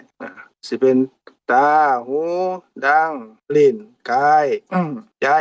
พวกนี้ใจอันเพิ่นหัตถยวัตถุเป็นที่เกิดของจิตอันนั้นก็เป็นรูปเด้อันส่วนสภาพหูทั้งหลายนี่เห็นก็ดีได้ยินก็ดีได้กลิ่นลิ้มรสถูกต้องสัมผัสนึกคิดอันนี้ก็เป็นจิตเป็นสภาพหูแต่สิ่งที่เกิดกับจิตเปิดว่าเจตสิกฮักก็ดีชังก็ดีชอบก็ดีบ่ชอบก็ดีที่เพิ่นว่าโลภะโทสะโมหะก็ดีหรือว่าเวทนาที่เกิดขึ้นดีใจเสียใจหรือว่าซื่อๆหรือว่าเป็นทุกข์หรือว่าเป็นสุขอันนี้เพิ่นเรียกว่าเวทนาเด้อันพวกนี้นี่โดยสภาพก็มีจริงมีอีหลีอยู่แต่ว่าจริงของอันนี้อีหลีนั่นน่ะมันเกิดขึ้นแล้วก็ดับเด้คันดับแล้วก็บ่มีเฮาเด้บ่มีผู้ชายบ่มีผู้หญิงบ่มีคนใดๆทั้งสิ้นเด้เพราะมันเกิดขึ้นแล้วมันก็ดับเด้แม่นฮู้ที่เป็นในกายเฮานี่เป็นตาหูจมูกลิ้นกายหรือว่าหัวใจพวกนี้นี่มันก็เป็นรูปเด่นบ่ฮู้ว่าเป็นของผู้หญิงของผู้ชายบ่ฮู้ว่าเป็นของคนชาติใดเด้สิ่งที่มันเป็นก็คือมันเกิดขึ้นเปลี่ยนไปแล้วมันก็ดับเพื่อว่าเป็นอนัตตาเด้อันนี้บ่เป็นตัวตนว่าเด้เฮาไปยึดไปถือว่ามันเป็นของเฮาเด้ตาก็ของเฮาหูก็ของเฮาดังก็ของเฮาลิ้นก็ของเฮากายก็ของเฮาหัวใจก็เป็นของเฮาเด้หรือเห็นก็เป็นเฮาเห็นเฮาได้ยินเฮาได้กินลิ้มรสถูกต้องสัมผัสนึกคิดเด้ดีใจก็เป็นเฮาเสียใจก็เป็นเฮามีความสุขก็เป็นเฮามีความทุกข์ก็เป็นเฮาเด้ติดของต้องการอยากได้ก็เป็นเฮาบ่ได้ตามนั้นเฮาเครียดเฮาขมก็เป็นเฮาเพราะเฮาบ่ฮู้ตามความเป็นจริงได้ว่ามันบ่มีเฮาพอสิ่งเหล่านั้นมันเกิดขึ้นแล้วมันก็บ่ยังอยู่เด้อันนี้เด้นี่คือความเป็นอนัตตาเด้บ่เป็นตัวตนของผู้ใดก็เป็นจังซี่แหละอันนี้โดยเป็นไปอยู่เดียวนี้อยู่ไสอยู่ตัวของเฮานี่แหละอันนี้ข้าน้อยก็ผู้เพิ่นให้ทานทั้งหลายได้ระลึกถึงว่าแต่ละขณะเดียวนี่มันเป็นอนัตตาจังซี่บ่เป็นตัวตนจังซี่คันบ่เป็นตัวตนจังซี่บ่เป็นตัวตนของเฮาตาหูจมูกลิ้นกายใจก็บ่แม่นของเฮาโลภะโทสะโมหะก็บ่แม่นของเฮาบ่แม่นของเฮาสิเป็นหยัง มนุษย์ของเฮาก็เป็นธรรมะเด้คำว่าธรรมะคือความจริง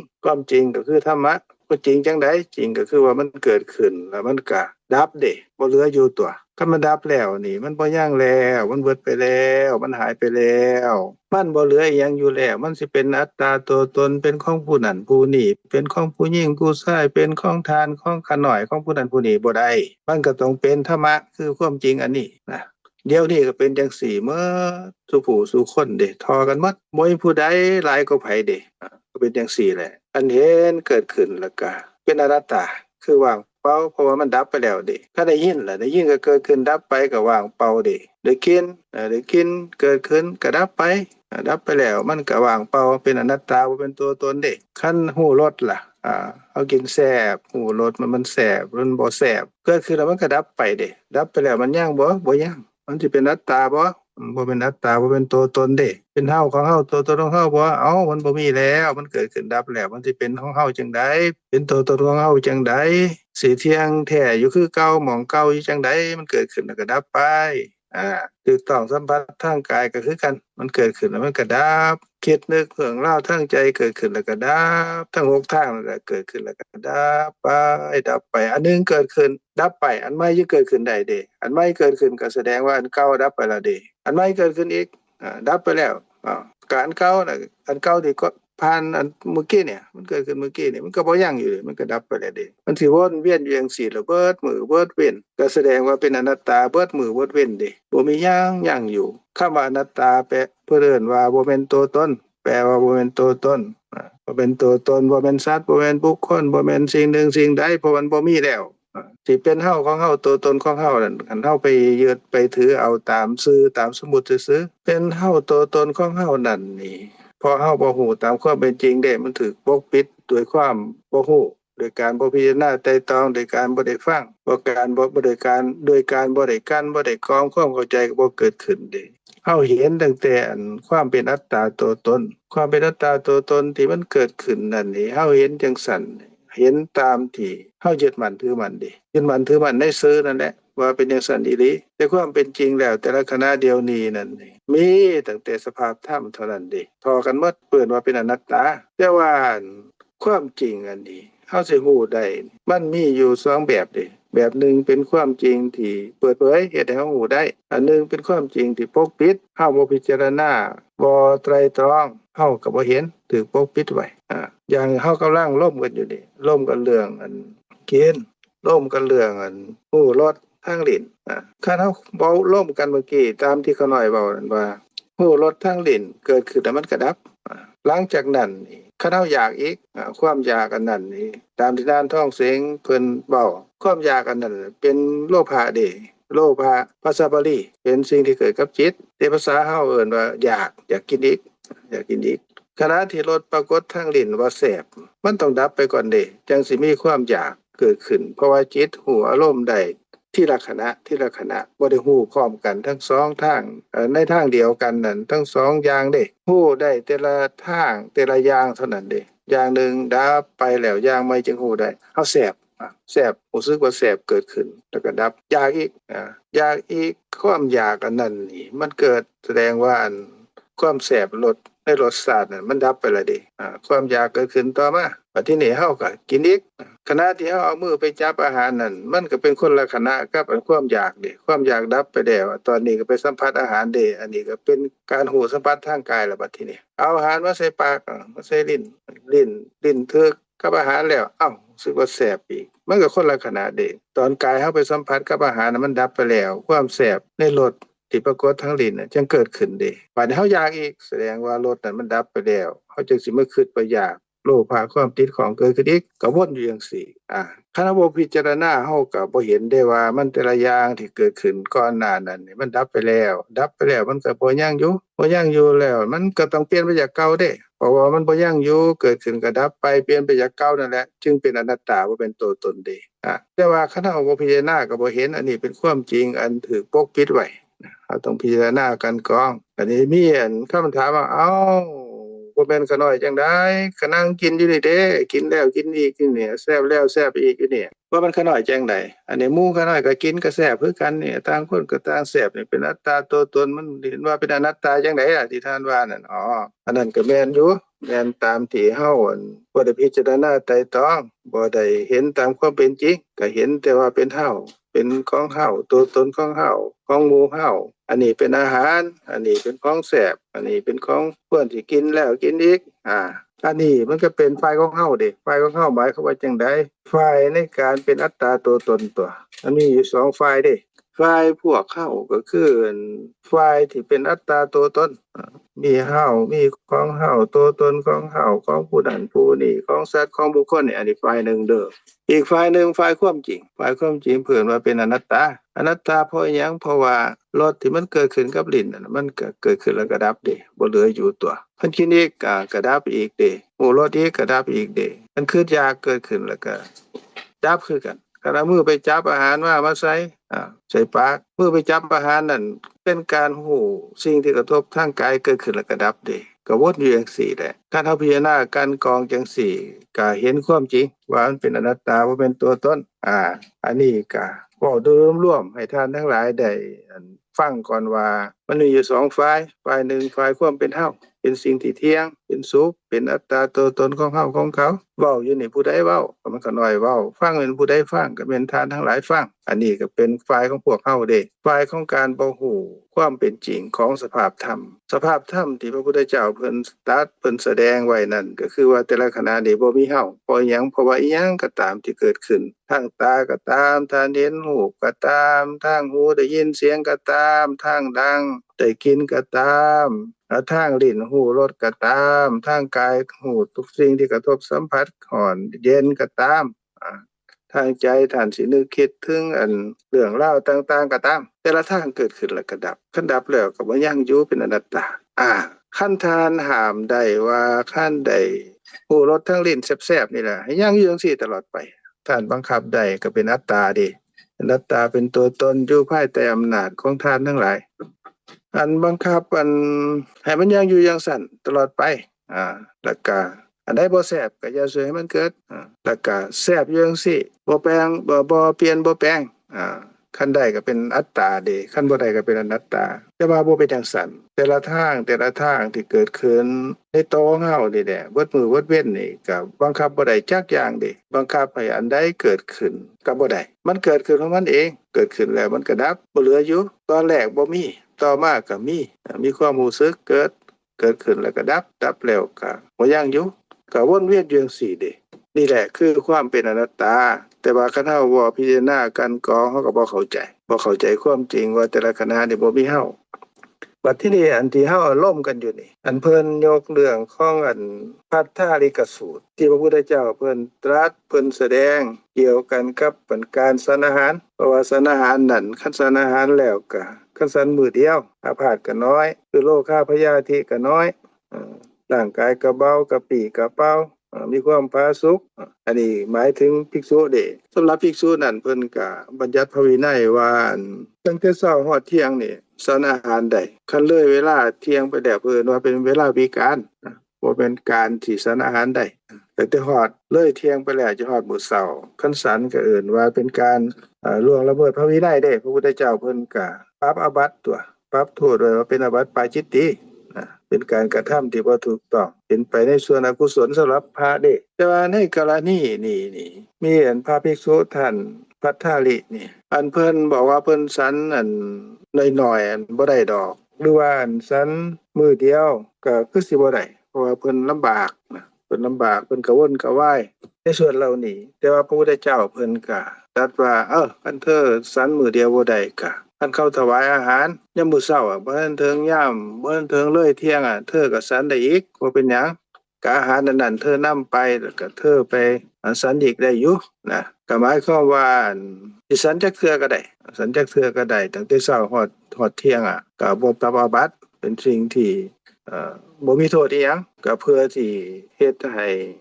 ความหิวความกระหายนั่นให้มันเบิดไปนะยังอาการยังอยู่ได้นะอันนี้สำหรับพระภิกษุเด้บัดนี้สำหรับคฤหัสถ์สำหรับชาวบ้านเฮาก็คำว่า มื้อเดียวในที่นี้นี่ก็คือลักษณะเดียวกันนั่นแหละลักษณะเดียวกันมื้อเดียวคันเฮาสิคิดว่าอันกินเทื่อเดียวอันนั้นก็เป็นตามความหมายของคำเว้าแต่ว่ามื้อเดียวตามความหมายที่พระพุทธเจ้าเพิ่นได้ตรัสในพระสูตรนี้นั่นก็หมายความว่าก็เช้าฮอดเที่ยงเพิ่นสิกินเพิ่นสิฉันจักเทื่อก็ได้นะแต่ว่าให้พอสมควรส่วนคฤหัสถ์นี่บ่แม่นว่าให้กินมื้อเดียวเด้บ่แม่นว่าให้กินเทื่อเดียวเฮาสิกินจักเทื่อก็แล้วแต่เฮาแล้วแต่เฮามันพอสมควรแต่ว่ามีข้อจำกัดอยู่ว่าจะสิกินหลายเท่านั้นเองนะโดยสรุปทั้งชาวบ้านก็ดีทั้งพระภิกษุสามเณรก็ดีคำว่าฉันมื้อเดียวหรือว่ากินอาหารมื้อเดียวนี่มารวมลงอยู่หม้องใดรวมลงอยู่รู้จักประมาณในการบริโภคอาหารรู้จักประมาณในการกินอาหารอย่างท่านนางหน่อยแล้วเว้านั่นแหละที่ว่าเฮาพิจารณาไตร่ตรองรู้ตามความเป็นจริงว่ามันน้อยหรือมันหลายส่ำใดพอดีพองามบ่เฮาสิกินตามความอยากกินตามความติดของกินตามโลภะอันนั้นแม่นเฮากินน้อยก็ถือว่ากินหลายเด้เพราะหยังเพราะว่ามันกินด้วยความติดของกินด้วยความติดของกินด้วยความติดรสในรสชาติอาหารติดกินด้วยโลภะเด้กินด้วยความเพลิดเพลินกินด้วยความเฮ็ดให้เกิดความสุขใจหรือว่ากินเพื่อที่อวดคนอื่นหรือกินเพื่อที่ประดับประดาร่างกายให้เฮามีผิวพรรณงามกินบำรุงลงไปนะอันนี้ก็เป็นการกินด้วยบ่รู้จักประมาณในการบริโภคอาหารคือกันการกินบ่ได้กำหนดว่าต้องกินมื้อเดียวแต่ว่ากินให้รู้จักประมาณโดยการมีสติพิจารณาตามความเป็นจริงว่าอาหารนี่เฮาบริโภคเข้าไปนี่ก็เพื่อหยังเพื่อที่ขจัดเวทนาความหิวที่เกิดความทุกขเวทนาเกิดขึ้นให้มันเบิดไปบ่ให้ความทุกขเวทนาไม่เกิดขึ้นเพื่อให้กายกับใจอยู่นำกันได้ให้มีชีวิตอยู่ได้บ่แม่นกินเพื่อที่ด้วยความโลภความอยากในรสชาติแล้วก็บ่แม่นกินเพื่อที่เล่นหรือว่าพอมั่วเมาบ่สิอวดผู้นั้นผู้นี้ว่าเฮามีอาหารดีเลิศจังซั่นจังซี่บ่แม่นกินด้วยความติดของแนวนั้นแต่ว่ากินเพื่อหยังกินเพื่อที่กายกับใจมันอยู่นำกันได้เท่านั้นแล้วก็เพื่อที่สิได้ประพฤติคุณงามความดีให้รู้ตามความเป็นจริงก็พิจารณาจังซี่เพิ่นเอิ้นว่าโภชเนมัตตัญญูตาให้รู้จักประมาณในการบริโภคอาหารก็ซั่นที่เพิ่นตัดไว้นั่นว่าฉันมื้อเดียวอันนั้นก็มีความหมายโฮมลงในหม่องว่าให้รู้จักประมาณในการบริโภคอาหารเด้คันรู้จักประมาณในการบริโภคอาหารนั่นก็เป็นไปตามที่พระพุทธเจ้าเพิ่นตรัสไว้นั่นแหละว่าอาพาธก็น้อยร่างกายก็กระปรี้กระเปร่าเบาบางบ่มีโรคภัยไข้เจ็บ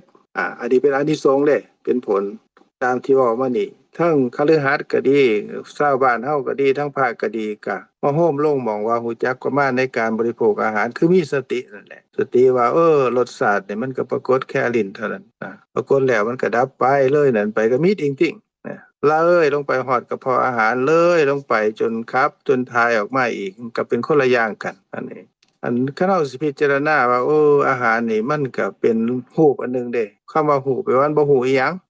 กายนี่รูปกายเฮาก็บ่ฮู้อิหยังคือกันเป็นรูปอันนึงคือกันเฮาบริโภคเข้าไปในส่วนสิเป็นคุณค่าทางอาหารที่เอิ้นว่าโอชารสมันก็ซึมซาบไปก็เลี้ยงให้มันยังอยู่ได้สืบต่อกันไปอันเก่าที่มันดับไปก็ซ่อมแซมอันใหม่ให้มันเกิดขึ้นก็ดับไปจังซั่นก็ซ่อมแซมไปจังซั่นไปเรื่อยๆบัดที่นี่อาหารที่เฮาบริโภคเข้าไปนั่นน่ะตัวของเฮานี่มันก็เป็นสิ่งที่บ่สะอาดอยู่แล้วอาหารที่มันสะอาดมันเข้ามาสู่กายเฮาก็บ่สะอาดเป็นของสกปรกจากที่มันสกปรกเข้ามาสู่ของสกปรกจากที่มันเป็นของบ่สกปรกมาถือกับของที่สกปรกคือกายนี้ตั้งแต่น้ำลายพู้นแหละยามเข้าแหละก็ไปเรื่อยๆนั่นแหละออกมาแล้วก็เป็นของสกปรกเฮาก็สิได้เห็นว่าแซ่บก็ขณะจิตเดียวแต่ว่าอาหารที่เฮากินเข้าไปนั่นนี่มันก็มาถือกับของสกปรกก็เป็นของสกปรกเนาะเป็นของน่าเกลียดเนาะแล้วก็อาหารนี่ก็เป็นรูปอันนึงกายนี่ก็เป็นรูปอันนึงบ่ฮู้จักอีหยังบริโภคเข้าไปแล้วกายก็บ่ฮู้อาหารก็บ่ฮู้มันเป็นธาตุเฉพาะอันนึงเท่านั้นคือเป็นธาตุดินเป็นธาตุเป็นรูปอันนึงที่เข้าไปในกายมีลักษณะเฉพาะจังซั่นแถมบ่มีเฮาในหันเด้บ่มีของเฮาตัวตนของเฮาในหันเด้แต่เฮาก็ไปยึดไปถือเอาว่าเป็นของเฮาว่าเป็นเฮากินตัวเฮาได้กินเฮาได้แซ่บ อันนี้ก็เป็นเรื่องของการที่เฮาบ่ฮู้ตามความเป็นจริงแล้วก็ฮู้ว่าเฮาบริโภคอาหารเข้าไปนั่นก็เพื่อสิยังอัตภาพให้เป็นไปซื่อๆนะอันนี้ก็เป็นการพิจารณาเด้เพิ่นให้พิจารณาก็น้อยก็เว้าปูพื้นมาให้ท่านทั้งหลายได้ไปคิดพิจารณาไตร่ตรองเพิ่มขึ้นนะเพิ่มขึ้นแต่ว่าประเด็นที่ข้าน้อยอยากสิล้มนำอยากสิล้มนำทานพงก็แล้วกันนะทานพงทานพงนี่เฮามาเว้าเฮามาล้มกันเรื่องกินเนาะอันตั้งแต่เฮาเป็นเด็กน้อยเฮาออกมาจากท้องแม่เฮาแล้วเนาะเอาตัดตอนมาจากเฮาคลอดออกมาจากท้องแม่เฮาเนาะเฮาก็กินนมหรือว่ามีข้าวป้อนตามลำดับเด้เฮาได้กินมาตลอดแม่นบ่ โดยกราบสบายดีท่านอาจารย์โดยก็แม่นโดยบัดที่นี่เฮากินเทื่อเดียวเท่านั้นบ่โอ้ก็กินหลายเทื่อท่านอาจารย์มื้อนึงกินหลายบ่ หลายเทื่ออยู่ได้ท่านอาจารย์หลายเทื่อตอนแรกเฮากินไปแล้วบัดที่นี่มันก็หิวอีกกันบ่โดยเดี๋ยวเฮาก็กินอีกเดี๋ยวเข้าห้องแวกๆว่าแวกๆก็มาให้เฮากินอีกเนาะแม่นบ่โดยแม่นโดยบัดที่นี่มื้อนึงผ่านไปอันที่เฮากินตั้งแต่มื้อเช้ามาฮอดตอนนั้นยามมื้อแลงยังบ่บ่ยังโดยอ้าวที่นี่มื้ออีกมื้อที่2เฮาก็กินอีกกินหลายมื้อเด้ยังบ่ยังอันนั้นเพิ่นว่าเป็นอัตตาหรือเป็นอนัตตาบ่ยังหมดไปแล้วก็เป็นอนัตตาท่านอาจารย์ที่เป็นอนัตตาเพราะว่ามันเกิดขึ้นแล้วมันก็ดับไปแล้วแม่นบ่โดยบัดทีนี้เฮาก็ย้ายมาจักหน่อยนึงแล้วก็กินมาเรื่อยๆแล้วกินซุมื้อจะแม่นจักเทื่อละจำบ่ได้ดอกเนาะแม่นบ่โดยเป็นคือกันเบิดแม่นบ่มันบ่ยังอยู่คือเก่าแม่นบ่บ่ยังอยู่คือกันโดยบ่ยังอยู่คือเก่าบ่ยังคือเก่าเพราะมันเกิดขึ้นแล้วมันก็ดับไปแม่นบ่โดยดับไปแล้วเฮาก็กินอีกเฮาหิวเด้ไปกินอีกแม่นบ่โดยก็บ่ยังอยู่เด้บัดทีนี้ก็น้อยที่ถามท่านพงว่าเฮาเป็นเด็กน้อยน่ะกินอิหยังก็แซ่บหมดแม่นบ่ขามเอามากินกับเกลือก็แซ่บแม่นบ่โอ้โดยแม่นตอนยังน้อยก็กินหยังก็คือแซ่บไปหมดโดยบ่ได้เลือกหลายแซ่บหมดเลยอันนี้สมัยเด็กน้อยก็น้อยโอ้ยกับหมู่พวกได้ไปหาบักขามไปหาบักขามอ่อนๆน่ะแม่ไปเอามาเป็นกำเต็มกำเลยแล้วเอามาขุยกับปลาแดกปลาร้าเฮากับจิ้มกับเกลือโอ้ยแซ่บหลายญาติกันกินเด้แซ่บคักอีหยังก็แซ่บเบิดแม่นบ่โดยบัดทีนี้แซ่บแต่ละเทื่อนั่นนี่มันยังอยู่บ่ล่ะบัดนี้บ่ยังท่านอาจารย์แซ่บขณะจิตเดียวซื่อๆบัดทีนี้เฮาก็ไปหามากินอีกแม่นบ่โดยหามาใหม่เรื่อยๆอันบ่แซ่บก็มีแม่นบ่อันบ่แซ่บก็มีโดยอันบ่แซ่บก็บ่ยังคือกันแม่นบ่บ่ยังคือกันโดยแซ่บหรือบ่แซ่บก็บ่ยังคือกันโดยบัดทีนี้เฮาก็ใหญ่มาเรื่อยๆเฮาก็กินมาเรื่อยๆได้กินซุมื้อนั่นแหละนะยังบ่ยังจักอย่างเลยแซ่บก็บ่ยังบ่แซ่บก็บ่ยังแม่นบ่โดยบ่ยังทั้งแซ่บและบ่แซ่บบัดทีนี้โตเฮานี่บัดทีนี้โตเฮาตอนเฮาเป็นเด็กน้อยเฮาออกมาจากท้องแม่เฮาใหม่ๆน่ะตอนนี้ยังบ่ตอนโตที่ว่าเฮาน้อยออกมาจากท้องแม่ใหม่ๆบ่ก็บ่ยังล่ะท่านอาจารย์ตอนนี้ก็ใหญ่ละแต่ว่าตอนเฮาเป็นเด็กน้อยน้อยๆออกมาทารกน้อยๆออกมานั่นก็บ่ยังแล้วแม่นบ่โดยบ่ยังโดยทารกน้อยๆอันนั้นนี่ก็กินน้ำนมกินข้าวป้อนของแม่เพิ่นป้อนให้พ่อป้อนให้เอื้อยอ้ายเพิ่นป้อนให้นั่นก็บ่ยังแม่นบ่โตนั่นก็บ่ยังแม่นบ่โดยบ่ยังเลยโดยแต่ถ้าเป็นเด็กน้อยก็ใหญ่ขึ้นมาแล้วเป็นวัยรุ่นก็บ่ยังแม่นบ่โดยบ่ยังท่านอาจารย์ผู้ประกายอันนั้นก็บ่ยังก็เปลี่ยนมาได้เรื่อยๆทั้งการที่เฮากินเข้าไปนั่นแหละอาหารที่เฮากินที่เป็นโอซาที่เข้าอยู่ในร่างกายมันก็สิไปซ่อมอันที่มันดับไปแล้วอันนี้มันตายไปแล้วมันเกิดอันนี้กินเข้าไปมันก็เฮ็ดให้มีอันต่อกันขึ้นมาอีกเกิดขึ้นมาอีกแล้วก็ดับไปอีกแล้วเกิดมาอีกเขาก็กินเข้าไปก็ดับมาเรื่อยๆๆๆจากเป็นเด็กน้อยเป็นทารกขึ้นมาเรื่อยๆๆจนเป็นวัยรุ่นมาตามลำดับอันรูปประกายนั้นก็บ่ยังอยู่แม่นบ่บ่ยังท่านอาจารย์อันบ่ยังอยู่นี่แหละเพิ่นว่าบ่เป็นตัวตนเอิ้นว่าเป็นอนัตตาโดยที่มันเป็นอนัตตาก็เพราะว่ามันเกิดขึ้นแล้วมันก็ดับไปคันดับไปแล้วยังอยู่บ่ดับไปแล้วก็บ่ยังอยู่คันบ่ยังอยู่แล้วนั่นแสดงว่ามันก็เบิดไปแล้วแม่นบ่โดยหมดไปแล้วโดยบ่มีแล้วแม่นบ่โดยสูญสิ้นไปแล้วบ่เหลืออยู่เลยสูญไปเลยแม่นบ่โดยสูญไปทุกๆขณะโดยพอมันเกิดขึ้นแล้วมันก็ดับบ่เหลืออยู่แม่นบ่โดยท่านอาจารย์บ่ยังคือเก่าแม่นบ่ยังบ่คงอยู่คือเก่าเลยโดยหมดไปแ ท่านสิห้ามว่าอย่าสิเป็นจังซั่นได้บ่โอ้อยากแม้แต่อยากห้ามก็ห้ามบ่ได้มันจะหมดไปอย่างแน่นอนเพราะว่าทานพงว่ากายนี่ก็เป็นของทานพงจิตกับเจตสิกที่เกิดขึ้นฮู้ว่าแซ่บฮู้ว่าแซ่บก็ดีหรือว่าอัน ติดของต้องการเป็นโลภะเกิดขึ้นก็ดีว่าให้เจ้ายั่งยืนจังซี่ตลอดไปจังซี่ได้บ่โอ้บ่ได้เลยท่านอาจารย์ท่านพงเป็นเจ้าของมันนี่บังคับสิใช้อำนาจสิฆ่าสิแกล้งมันให้มันยังคือเก่าได้บ่โอ้บ่ได้เลยบังคับบ่ได้จักอย่าง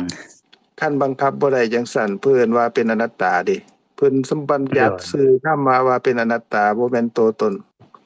เพราะมันว่างเปล่าเด้ว่างเปล่าพอเกิดขึ้นมันก็ดับมันก็ว่างเปล่าเด้บ่ยังคือเก่าอันนี้มันเกิดขึ้นแล้วดับไปเพิ่นว่าเป็นอนิจจังคันดับไปแล้วบ่ยังอยู่คือเก่าบ่ยังอยู่หม้องเก่าเพิ่นว่าเป็นทุกขังพอมันเกิดขึ้นดับไปแล้วก็บ่เหลืออยู่บ่ยังอยู่คือเก่านั่นเพิ่นว่าเป็นอนัตตาบ่แม่นตัวตนโดยสภาพของมันอีหลีก็บ่แม่นตัวตนโดยสภาพที่เฮาคิดว่าเป็นของเฮาสิบังคับบ่ให้เป็นจังซั่นก็บังคับบ่ได้ก็เป็นอนัตตาคือกันเป็นสภาพศูนย์เป็นสภาพที่ว่างเปล่าเป็นจังซั่นเพิ่นเอิ้นว่าเป็นอนัตตาคือกันอันนี้แต่ละมื้อนี่เฮาเว้ากันเฮาร่วมกัน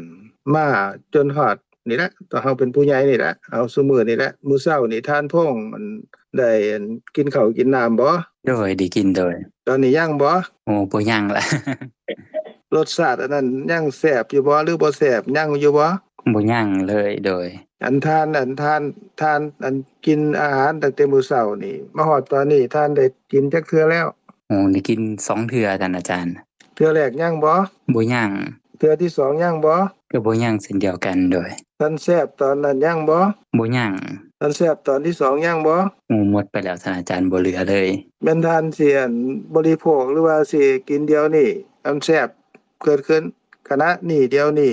สิยังบ่บ่ยังเลยโดยบ่ยังเพราะว่ามันเกิดขึ้นขณะเดียวเด้โดยสิวหาวิญญาณสภาพที่หูอารมณ์ทางลิ้นหรือว่าหูจักว่ารสมันปรากฏทางลิ้นแล้วก็ความแซ่บบ่แซ่บสิ่งเหล่านั้นมันเกิดขึ้นขณะเดียวแล้วมันก็ดับแม่นบ่เกิดขึ้นขณะเดียวแล้วก็ดับไปโดยท่านพงษ์โอ้แซ่บอยากอีกกับอันตอนแซ่บมันเป็นขณะเดียวกันบ่ขณะที่แซ่บหมดไปแล้วจึงอยากอีกคนละขณะโดยถ้านะอยากกินอีกก็ทั้งมือไปหยิบเอามาหยิบตอนมือไปหยิบเอามานั่นตอนอยากมันเป็นขณะเดียวกันบ่โอ้ตอนแซ่บเนาะหมดไปแล้วเป็นขณะหนึ่งตอนอยากกินอีกก็ขณะหนึ่งตอนสิไปสนองความอยากย่างไปเอามือไปจับกินอีกก็เป็นคนละขณะหลายขณะเลยท่านอาจารย์คันมันจังเป็นจังซั่นแล้วมันยังอยู่คือเก่าบ่บ่ยังโดยแต่ขณะก็หมดไปแล้วนี่มันก็เปลี่ยนไปจากเก่าแล้วแม่นบ่โดยเปลี่ยนไปจากเก่าคันมันเปลี่ยนไปจากเก่าแล้วบ่ยังอยู่แล้วสิเป็นอัตตาตัวตนของเฮาของเขาของสัตว์ของบุคคลได้บ่ได้เลยเพราะว่าหมดไปแล้วบังคับบ่ให้หมดก็บ่ได้อีกหมดไปเป็นอนัตตาเนาะโดยนี่แหละเพิ่นว่าเป็นอนัตตาเป็นสภาพธรรมอันท่านพงษ์ผู้เดียวบ่เป็นแนวนี้หรือว่าผู้อื่นก็เป็นคือกันไผก็เป็นบ่ว่าสิอยู่ภพภูมิใดภพชาติใดกาลเวลาใดก็คือสิเป็นแบบนี้มาตลอดเนาะจึงว่าท่านพระสัมมาสัมพุทธเจ้าเพิ่นได้ค้นพบเนาะโดยอันผู้หญิงก็เป็นจังซี่บ่หรือว่าผู้ชายเท่านั้นเป็นเมอท่านอาจารย์ผู้หญิงก็เป็นผู้ชายก็เป็นผู้เฒ่าผู้หนุ่มก็เป็นโดยอันชนชาติใดก็เป็นคือกันเบิดแม่นบ่โดยสิเป็นฝรั่งเอเชียก็คือสิเป็นคือกันหมดเลยโดยนี่คือสภาพความเป็นอนัตตาความเป็นอนัตตานี่ก็คือบ่แม่นตัวตนของไผบังคับบัญชาก็บ่ได้บ่อยู่ภายใต้อำนาจของผู้ที่คิดว่าเป็นเจ้าของสิเสกสิเป่าให้มันเครื่องอยู่คือให้มันคงที่อยู่คือเก่าก็บ่ได้นี่คือสภาพธรรมสภาพความเป็นจริงเดี๋ยวนี้ตามความเป็นจริงอันคันเฮาบ่พิจารณาเฮาสิเข้าใจได้บ่บ่พิจารณาก็บ่สามารถเข้าใจได้เลยลึกซึ้งหลายโดยแต่ว่านี่เป็นความจริงแม่นบ่เป็นความจริงอีหลีอีหลอนี่เลยแหละโดยท่านอาจารย์ความจริงอีหลีอีหลอนี่เฮาฮู้บ่ได้เพราะว่ามันถูกปกปิดอยู่แม่นบ่โดยแม่นปกปิดบ่เคยฮู้มาก่อนปกปิดบ่เคยฮู้มาก่อนนี่ก็เพราะว่าคันสิเอิ้นชื่อว่าบ่เคยฮู้มาก่อนเพิ่นก็เอิ้นชื่อว่าเป็นโมหะหรือว่าเป็นอวิชชาเป็นสิ่งที่ปกปิดความจริงแม่นบ่แม่นโดยแต่ว่าเฮาก็พิจารณาตามความเป็นจริงโดยตามสมมุติของพวกเฮาเด้ว่าเป็นเฮาแซ่บมีทานพงแซ่บมีขาน้อยแซ่บมีผู้นั้นผู้นี้บริโภคอันนั้นอันนี้โอ้ยนะ หาแล้วหาอีกตั้งแต่เด็กน้อยมาจนฮอดตอนนี้แม่นซุมื้อนี้เฮาเฮ็ดการเฮ็ดงานอันนั้นนี่ก็เพื่อสิไปหาของแซ่บกินเด้แม่นบ่แม่นโดยก็พวกนกพวกอีหยังน่ะอยู่ข้างๆบ้านขาน้อยก็นกหลายเด้ยามมื้อเช้ามันก็ไปหากินลางเทื่อมันก็ย่างมาหาขาน้อยมันมาขอข้าวกินเด้มันบ่บอกดอกแต่ว่ามันมาเหมาะเดี๋ยวเบิ่งสิตนมันก็เอาข้าวไปให้กินนะหากินจังซี่เดี๋ยวมื้ออื่นก็มาอีกแหละนะเป็นจังซี่อันนี้ก็ได้ความเป็นเฮาเป็นความเป็นนกความเป็นสัตว์เป็นบุคคลอันนี้ก็พิจารณาด้วยความเป็นเฮาเด้แต่ว่าซั่นเฮานั่งกินข้าวอยู่นี่ก็เป็นเฮาแม่นบ่โดยแม่นทั้งโตเลยโดยคันเฮากินข้าวเฮากำลังยำข้าวแซ่บๆนี่ก็เป็นเฮาแม่นบ่เฮานี่แหละแซ่บเฮาหยำอีกโดยคันบ่แม่นเฮาสิเป็นผู้ใดแม่นบ่โดยตกลงว่าทานพงสินั่งยำข้าวอยู่หั่นเบิดมื้อเบิดเว้นได้บ่บ่ได้ท่านอาจารย์บัดทีนี้ขณะที่ทานพงนั่งยำข้าวอยู่หั่นน่ะทานพงอันเลี้ยวไปเห็นอาหารบ่โดยเลี้ยวไปเห็นอาหารโดยตอนที่ท่านเลี้ยวไปเห็นอาหารนั่นนี่อันตอนที่ท่านคิดว่าท่านกำลังยำข้าจับอยู่นั่นน่ะแซ่บอยู่นั่นน่ะมันยังอยู่บ่ตอนนั้นเป็นคนละขณะตอนยำก็หมดไปแล้วจึงตอนเห็นก็จึงเป็นอีกขณะใหม่แล้วก็หมดไปอีกโดยแล้วท่านก็เอามือไปหยิบเอามาอีกกันบ่ล่ะย่างไปโต๊ะหม้องนั้นหม้องนี้ไปตักเอามาอีกก็คนละขณะแม่นบ่คนละขณะโดยบัดนี้ท่านก็เอามายำอีกบัดนี้เอามาใส่ปากก็แซ่บอีกบ่แซ่บหรือแซ่บก็แล้วแต่ในส่วนนั้นก็คนละขณะแม่นบ่เป็นคนละขณะเลยโดยเขาบังคับให้มันเป็นอันเก่านางแซ่บอยู่อย่างเดียวนั่นแหละตลอดไปได้บ่บ่ได้อยากให้แซ่บไปตลอดรสชาติแซ่บที่ตลอดก็บ่ได้มันก็หมดไปบัดนี้มีคนเอิ้นบอกโอ้ยนี่ทานพวกทั้งนี้อันนี้ก็แซ่บอันนี้ก็แซ่บท่านได้ยินกับคณะที่ทานย่างไปกับคณะที่ทานได้ยินเขาเอิ้นว่าแซ่บเขาบอกว่าแซ่บมันคณะเดียวกันบ่เป็นคนละคณะเลยโดยท่านก็ไปแล้วไปตักไปจับนั่นจับนี่ก็คนละคณะกันแม่นบ่โดยคนละคณะแล้วท่านก็ย่างกลับมาคณะที่ทานย่างมานั่นแล้วก็มานั่งลงโต๊ะตอนย่างกับตอนนั่งอันมันคณะเดียวกันบ่ตอนย่างก็คนละคณะมานั่งก็คนละคณะเลยโดยบัดนี้ตอนทานน่ะเอามือไปจับส้อมก็ดีหรือจับเอาไปจับค้ำเข้ามาใส่ปากก็ดีตอนจับนั่นกับตอนนั้นมาใส่ปากคนละคณะแม่นบ่โดยคนละคณะโดยบัดนี้ตอนนั้นฮู้รสทางลิ้นก็คนละคณะแม่นบ่โดยคนละคณะ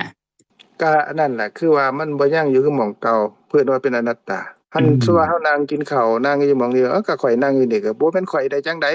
มันเป็นจังซี่แหละก็คือว่าแม่นเจ้าอยู่แม่นตามความเป็นจริงแม่นทานอยู่ตามความเป็นจริงแม่นขน้อยอยู่ตามความเป็นจริงตามสมมุติเด้แต่ว่าโดยสภาพธรรมะความเป็นจริงที่มันเกิดขึ้นแล้วก็ดับเปลี่ยนไปจากเก่าบ่ยังอยู่คือเก่านี่ความเป็นอนัตตานี่เป็นตลอดเด้อันนี้คันเฮาบ่พิจารณากันกองเฮาก็บ่เห็นบ่เข้าใจแม่นบ่เข้าใจได้ยากเห็นได้ยากโดยจึงว่าประเสริฐที่สุดที่ได้ฮู้ที่เฮาเห็นได้ยากนั่นก็เพราะว่าเฮาพิจารณากันกองโดยความเป็นเฮาที่เป็นของเที่ยงเป็นสุขเป็นอัตตาตัวตนเป็นเฮาตลอดไปแม่นบ่โดยอันนั้นเพิ่นว่าพิจารณาไตร่ตรองโดยบ่ถูกต้องโดยความเป็นเฮาของเฮาตัวตนของเฮาก็มีฝ่ายนี่แหละฝ่ายของอันบ่ฮู้นี่แหละฝ่ายของอันปุถุชนทั้งหลายนี่เพิ่นเอิ้นว่าฝ่ายความเป็นเฮาตัวแต่ว่าฝ่ายธรรมะความเป็นจริงที่พระพุทธเจ้าเพิ่นแสดงเพิ่นแสดงว่าเป็นอนัตตาตัวบ่มีเฮามีตั้งแต่ธรรมะตอนนี้บ่มีเฮาตอนใดก็บ่มีเฮาในโลกนี้เด้ท่านพงษ์ท่านว่ามีเฮาในโลกนี้บ่บ่มีโดยมีเฮาแซ่บบ่ตะกี้ก็ที่เป็นอยู่ก็ยังเข้าใจว่าเป็นเฮาแซ่บแต่ว่าในความเป็นจริงหั่นมีแต่แซ่บมีแต่โดยการกระทบสัมผัสโดยแต่ก็ยังบ่ทันได้เข้าใจแบบนั้นโดยความเป็นจริงโดยสภาพธรรมที่พระพุทธเจ้าเพิ่นแสดงนั่นน่ะก็คือว่าเฮาก็บ่มีแม่นบ่โดยแซ่บก็บ่มีแม่นบ่แซ่บก็บ่มีโดยตัวตนของเฮาตัวตนของผู้ใดก็บ่มีแม่นบ่โดยแม่นแล้วโดยคันบ่มีแล้วเฮาสิแซ่บไปจังได๋โดยก็นั่นแหละโดยยังย้อนความเห็นผิดเนาะเข้าใจผิดก็จึงยังแซ่บแล้วก็เข้าใจว่าเป็นเฮาแซ่บสินะโดยอันนี้เป็นธรรมดาเด้ท่านผู้แม่นนั่นการฮู้แซ่บก็ฮู้ตามความเป็นจริงว่าอันนี้เป็นรสปรากฏทางลิ้นปรากฏขึ้นแล้วก็ดับไปแม่นนั่นพระอริยบุคคลเพิ่นก็ฮู้เด้พระอรหันต์เพิ่นก็ฮู้อยู่ว่าอันนี้รสปรากฏทางลิ้นเพิ่นก็ฮู้อยู่ว่าสิ่งปรากฏทางตาแต่ว่าเพิ่นฮู้ตามความเป็นจริงเด้ว่าอันนี้เกิดขึ้นแล้วก็ดับเด้อันนี้ก็เป็นสภาวะที่เป็นอนัตตาเด้ความฮู้อันนี้เกิดขึ้นก็สิคล้ายการละคายการยึดมั่นถือมั่น สิ่งที่เฮาเคยยึดว่าเป็นของเฮาเป็นเฮาตัวตนของเฮาเป็นเฮาแสบเป็นทานโพงเป็นข้าน้อยเป็นผู้นั้นผู้นี้ก็เพิ่นก็ฮู้ว่าตามสมมุตินั่นแหละโลกคนอื่นว่าจังได๋เขาบอกว่าจังได๋เพิ่นก็เว้าตามนั้นแหละตามสมมุตินั่นแหละแต่ว่าจิตต่างหากที่เกิดขึ้นแล้วเพิ่นก็ฮู้ตามความเป็นจริงนะที่เป็นความเป็นปัญญาที่เกิดขึ้นฮู้ตามความเป็นจริงก็บ่ได้ยึดมั่นถือมั่นตามนั้นเด้ฮู้ว่าเป็นสภาวะธรรมอันนึงเท่านั้นนะจิตเพิ่นบ่ติดของโดยโลภะโทสะเพราะว่าเพิ่นดับโมหะเบิดแล้วเด้ฮู้ตามความเป็นจริงนะแต่ว่าพวกเฮาคันบ่พิจารณากันกองเบิ่งเฮาก็สิเป็นเฮาของเฮาตัวตนของเฮาเป็นสิ่งที่เที่ยงเป็นอัตตาแต่ว่าพระพุทธเจ้าเพิ่นแสดงให้เฮาเข้าใจตามความเป็นจริงว่าแต่ละขณะนี่เป็นอนัตตาเด้อว่าสิเป็นรสที่ปรากฏทางลิ้นก็ตามเห็นก็ตามได้ยินก็ตามได้กินก็ตามถูกต้องสัมผัสทางกายก็ตามหรือนึกคิดทางใจก็ตามทั้งหลายทั้งปวงเหล่านั้นนี่ทั้งเบิดน่ะเป็นอนัตตาบ่แม่นตัวตนบ่เป็นสัตว์บ่เป็นบุคคลใดๆทั้งสิ้นเลยพอเกิดขึ้นแล้วก็ดับเกิดขึ้นแล้วก็ดับเกิดขึ้นแล้วก็ดับเพราะหยังเพราะว่าเพิ่นให้พิจารณาไตร่ตรองอันนี้นี่เมื่อเกิดขึ้นเข้าใจแล้วนี่ก็สิละคายความติดของเด้ละคายความติดของที่เอิ้นว่าละคายโลภะ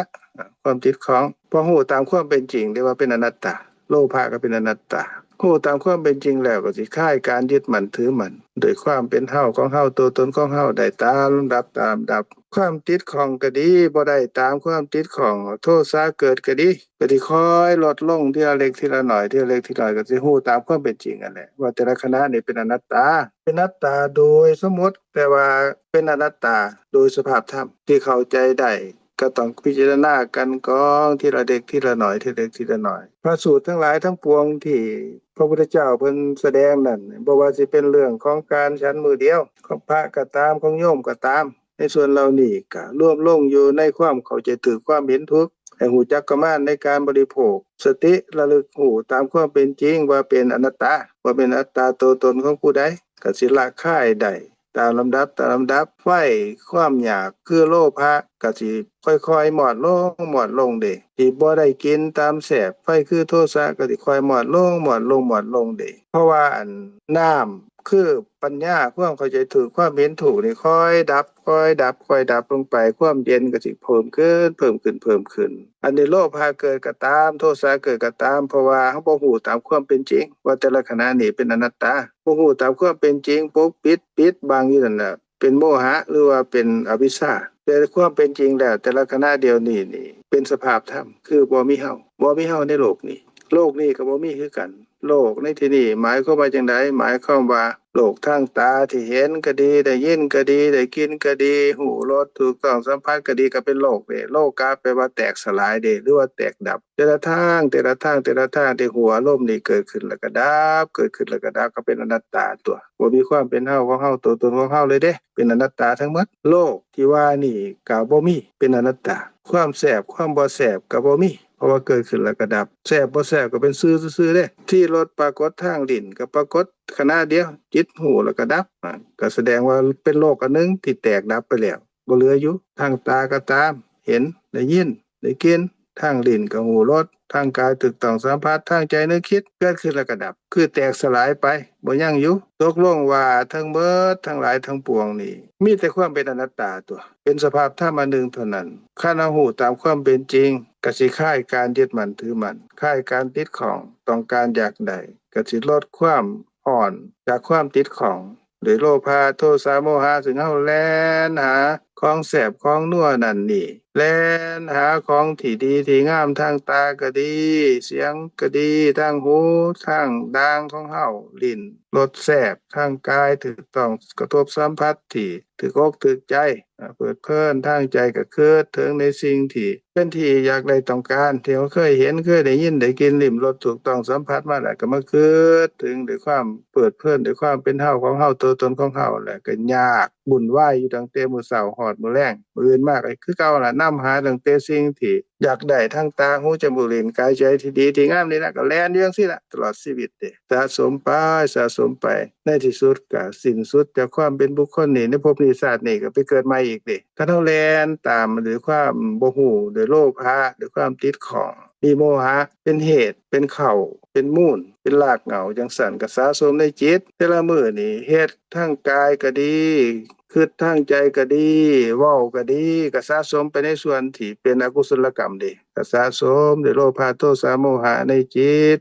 สืบต่อไปเรื่อยๆเรื่อยๆเบิดมื้อเบิดเว้นเด้ในที่สุดจุติจิตเกิดขึ้นสิ้นสุดความเป็นบุคคลนี่ในภพนี้ชาตินี้ก็ด้วยความเป็นเฮาของเฮาตัวตนของเฮานี่แหละด้วยอกุศลวิบากอันนั้นก็สินำสู่การไปปฏิสนธิการเกิดใหม่เด้เกิดในอบายตั่วอบายก็เกิดเป็นสัตว์นรกเป็นสัตว์เดรัจฉานเป็นเปรตเป็นอสุรกายเนี่ยก็เป็นจังซี่มันสิคุ้มกันบ่กับที่เฮา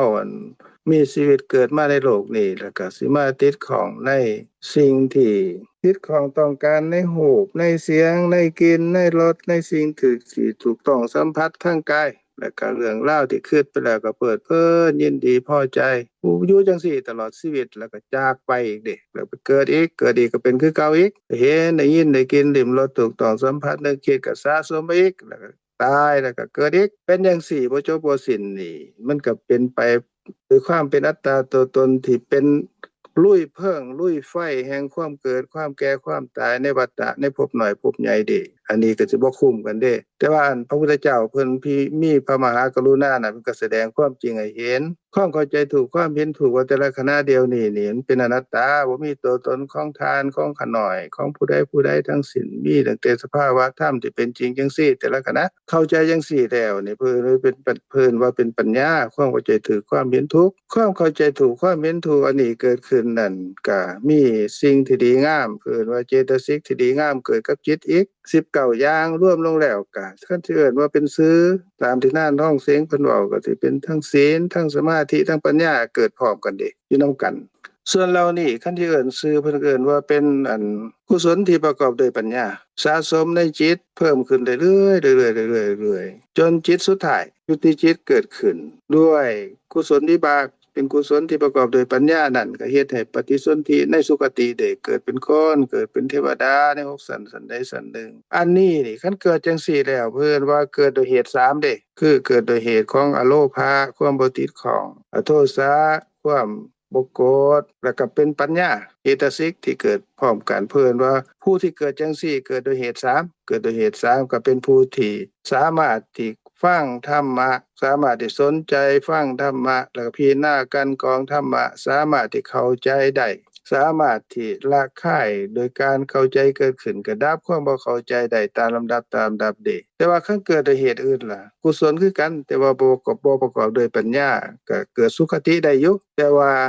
บ่สนใจฟังธรรมะบ่สนใจพิจารณากันกองบ่เกิดความเข้าใจบ่สามารถที่รู้แจ้งเห็นจริงได้บ่สามารถที่เกิดปัญญาตามลำดับจนถึงรู้แจ้งและเห็นจริงว่ากายนี้บ่แม่นตัวตนของเฮาเป็นธรรมะทั้งหมดคือเว้าง่ายๆว่าบ่สามารถที่บรรลุธรรมได้บ่สามารถที่บรรลุความเป็นพระโสดาบันสกทาคามีอนาคามีบุคคลใดแต่ว่าเพิ่นก็ฉลาดอยู่ฉลาดในการทำมาหากินฉลาดในการเรียนรู้ต่างๆศิลปวิทยาฉลาดอยู่แต่ว่าเพิ่นสิบ่เข้าใจสภาพธรรมการที่พวกเฮาสะสมกันอยู่ซุมื้อนี้ทีละเล็กทีละน้อยฟังพิจารณากันกองเกิดความเข้าใจตามลำดับอันนี้ล่ะเป็นทางของพระอริยเจ้าทั้งหลายทางของพระโสดาบันพระสกทาคามีอนาคามีพระอรหันต์เพิ่นเดินไปตามทางนี้เด้ดำเนินไปตามทางนี้เด้คือความเข้าใจถูกความเห็นถูกว่าเป็นอนัตตาบ่มีเฮานี่แหละอันนี้ก็ขอฝากท่านทั้งหลายว่าคอยพิจารณากันกองฟังแล้วก็ฟังอีกแล้วก็พิจารณา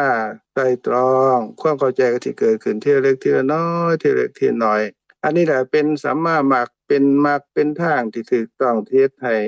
ปุถุชนก็สิกลายเป็นกัลยาณปุถุชนจากกัลยาณปุถุชนก็กลายเป็นพระอริยบุคคลตามลำดับเด้เป็นพระโสดาบันสกทาคามีอนาคามีอรหันต์ก็คำว่าศาสตร์นี่คำว่าศาสตร์หมายถึงการเกิดของจิตเด้ท่านเฮาสะสมจังซี่ก็แสดงว่าศาสตร์นี่ขณะจิตเดียวนี่แหละเป็นศาสตร์หนึ่งสะสมในจิตด้วยกุศลที่ประกอบด้วยปัญญาความเข้าใจถูกเห็นถูกที่เป็นเห็นว่าเป็นอนัตตาเนี่ยขณะจิตต่อไปก็เป็นศาสตร์คือการเกิดของจิตขณะต่อไปอีกเด้ก็สะสมไปจังซี่บ่ต้องไปรอศาสตร์หน้าศาสตร์ย่างไปศาสตร์ต่อไปเพราะว่าตอนนี้ก็เป็นศาสตร์นึงก็ต่อไปตลอดเด้เพราะว่าจุติจิตเกิดขึ้นสิ้นสุดความเป็นบุคคลนี่ในภพนี้ชาตินี้น่ะเป็นคณะจิตเดียวเด้เกิดขึ้นแล้วก็ดับแล้วก็บ่มีภวังค์ขันธ์เด้ปฏิสนธิคือเกิดทันทีแต่เดี๋ยวนี้ก็คือกันเดี๋ยวนี้ทานฟังแล้วทานพิจารณากันกองเกิดขึ้นจิตขณะนั้นประกอบด้วยปัญญาเกิดขึ้นแล้วก็ดับไปพ พอดับไปแล้วก็มีภวังค์ขันธ์3คณะแล้วก็สะสมในขณะจิตต่อๆไปเป็นการสะสมจังสี่หรือว่าแต่ว่าการสะสมในสวรรค์ของปัญญาที่เกิดขึ้นที่แล่นไปในจิตสะสมในจิตนั่น7เทื่อสะสมสืบต่อกันไปก็ที่เพิ่มขึ้นก็คือขณะจิตแต่ละขณะนี่แหละขณะทานกินข้าวแซ่บก็ฮู้ว่าแซ่บแล้วก็จากนั้นก็ระลึกรู้ว่าโอ้เป็นเพียงแต่รสที่ปรากฏทางลิ้นเกิดขึ้นแล้วก็ดับเป็นอนัตตาอันนี้จากที่เฮาเกิดความติดของในรสที่เป็นโลภะเกิดขึ้นแล้วก็ดับไปขณะต่อมาเฮาพิจารณามีสติระลึกว่าโอ้เป็นเพียงสิ่งที่ปรากฏทางลิ้นเกิดขึ้นแล้วก็ดับอันนี้เป็นปัญญาดิปัญญาเกิดขึ้นต่อจากอันโลภะความติดของในรสนั่นแหละปัญญาเกิดขึ้นก็ดับคือกันขณะต่อมาอีกเฮาพิจารณาอีกรสชาติเกิดขึ้นแซ่บก็ฮู้ว่าโอ้เป็นรสซื่อๆเกิดขึ้นแล้วก็ดับบ่แม่นเฮาก็สิค่อยสะสมตามลำดับจากอกุศลก็เป็นปัจจัยให้เกิดการพิจารณาไตร่ตรองเกิดปัญญาเกิดขึ้นก็เป็นกุศลที่ประกอบด้วยปัญญาตามลำดับอันนี้ก็ฝากท่านทั้งหลายพิจารณากันกรองเบิ่งความเข้าใจถูกความเป็นถูกก็สิเกิดขึ้นท่านก็ฮู้ด้วยตนเองนั่นแหละฮู้ด้วยเจ้าของเองนั่นแหละว่าความเข้าใจเกิดขึ้นหลายหรือน้อยส่ำใดมื้อนี้ก็สุมาพาควรแล้วเนาะมีหยังที่ซักถามเพิ่มเติมก็เชิญเด้อขอบใจท่านอาจารย์หลายๆกราบขอบใจท่านอาจารย์จ้ะมีไผสิซักถามท่านอาจารย์บ่เฮายัง5นาทีเด้อเจ้าถ้าบ่มีก็เอาไว้ชั่วโมงต่อไปเนาะอาทิตย์หน้าเฮาอาจจะมาต่อสัญญาที่3ถึงว่าสัญญาที่2เขาก็พอเข้าใจหน่อยนึงแล้วเนาะก็บ่ว่าเข้าใจหมดละเอียดท่องแท้ดอกแต่ว่าก็ถ้าหากมีคำถามเพิ่มก็เอามาถามเพื่อจะให้ผู้อื่นได้ยินได้ฟังสิ่งที่ประเสริฐนํกันจ้ะและมื้อนี้ก็คงว่าท้ายนี้ก็คือเฮาได้ฟังแล้วเนาะพระสูตรแล้วเฮาก็ไต่ตรองแล้วก็ขั้นที่2ขั้นที่3ก็จะได้เอาไปพิจารณาเองทุกขณะโลกทั้งโลกนี้แม่นห้องปฏิบัติธรรมเฮาจ้ะปฏิบัติธรรมก็คือพิจารณาสภาวธรรมที่มันเกิดขึ้นทุกขณะตามความเป็นจริงเห็นตรงนั้นพิจารณาตรงนั้นคือเอิ้นปฏิบัติธรรมเนาะคือเป็นขั้นตอนที่3เพื่อฟังแล้วก็พิจารณาแล้วก็เอาไปไต่ตรองด้วยตัวเฮาเองทุกขณะซึ่งมันมีความจำเป็นที่จะต้องได้เฮ็ดอันนั้นเป็นขั้นตอนเพื่อเข้าใจความจริงสภาวธรรมตามความเป็นจริงที่พระพุทธเจ้าเพิ่นวางหนทางไว้ให้เฮาเดินซึ่งเฮาพิจารณาแล้วว่ามันก็เป็นความจริงแท้ที่ว่าจะเข้าใจได้เฮาเฮ็ดอย่างหลายก็จะเข้าใจหลายซึ่งการเฮ็ดหลายมันเข้าใจหลายมันบ่แม่นว่าจะให้จิตเฮาลึกซึ้งและเป็นจิตที่พิเศษบ่แม่นแต่ก็เป็นจิตที่ว่าเฮ็ดหลายได้หลายตามความเป็นจริงพระพุทธเจ้าเพิ่นตรัสไว้แบบนั้นแล้วก็ขอบใจหลายๆเจ้าที่เฮาได้มาร่วมกันในชั่วโมงที่อันประเสริฐนี้เจ้ากราบขอบใจท่านอาจารย์หลายๆสุดท้ายนี้ขอให้ท่านอาจารย์เมตตาแผ่เมตตาให้ทุกสรรพสิ่งนะคือเทวดาหรือทุกสรรพสิ่งที่ได้ยินได้รับรู้ได้จ้ะจะได้บุญกุศลนํกันเจ้าสาธุเจ้าต่อไปก็เฮาได้ให้ธรรมทานแล้วเนาะแต่ละคนก็ได้ให้ธรรมทานแก่กันและกันแล้วเป็นบุญเป็นกุศลแล้วเฮาก็อุทิศส่วนกุศลเหล่านี้พร้อมกันเด้อข้าพเจ้าทั้งหลายขออุทิศส่วนกุศลที่ได้บำเพ็ญแล้วนี้จงมีแก่บิดามารดาปู่ย่าตายายญาติและมิตรสหายทั้งหลายตลอดจนครูบาอาจารย์อุปชฌาย์อาจารย์ทั้งในปัจจุบันศาสตร์นี้และอดีตอนันตศาสตร์ที่ผ่านมาขอจงเป็นผู้ที่มีจิตโสมนัสยินดีอนุโมทนาในกุศลที่พวกข้าพเจ้าทั้งหลายได้บำเพ็ญแล้วตลอดจนเทพอารักษ์และอมนุษย์ทั้งหลายผู้มีญาณยังหูทั้งหลายขอจงมีจิตยินดีมีโสมนัสอนุโมทนาในกุศลที่ข้าพเจ้าทั้งหลายได้บำเพ็ญมาแล้วนี้ขอจงถึงสุขจงพ้นจากทุกข์ทุกประการด้วยเถิดสาธุอนุโมทนาขอบใจท่านทั้งหลายพ้อกันใหม่มื้อวันอาทิตย์หน้าเด้อสำบายดี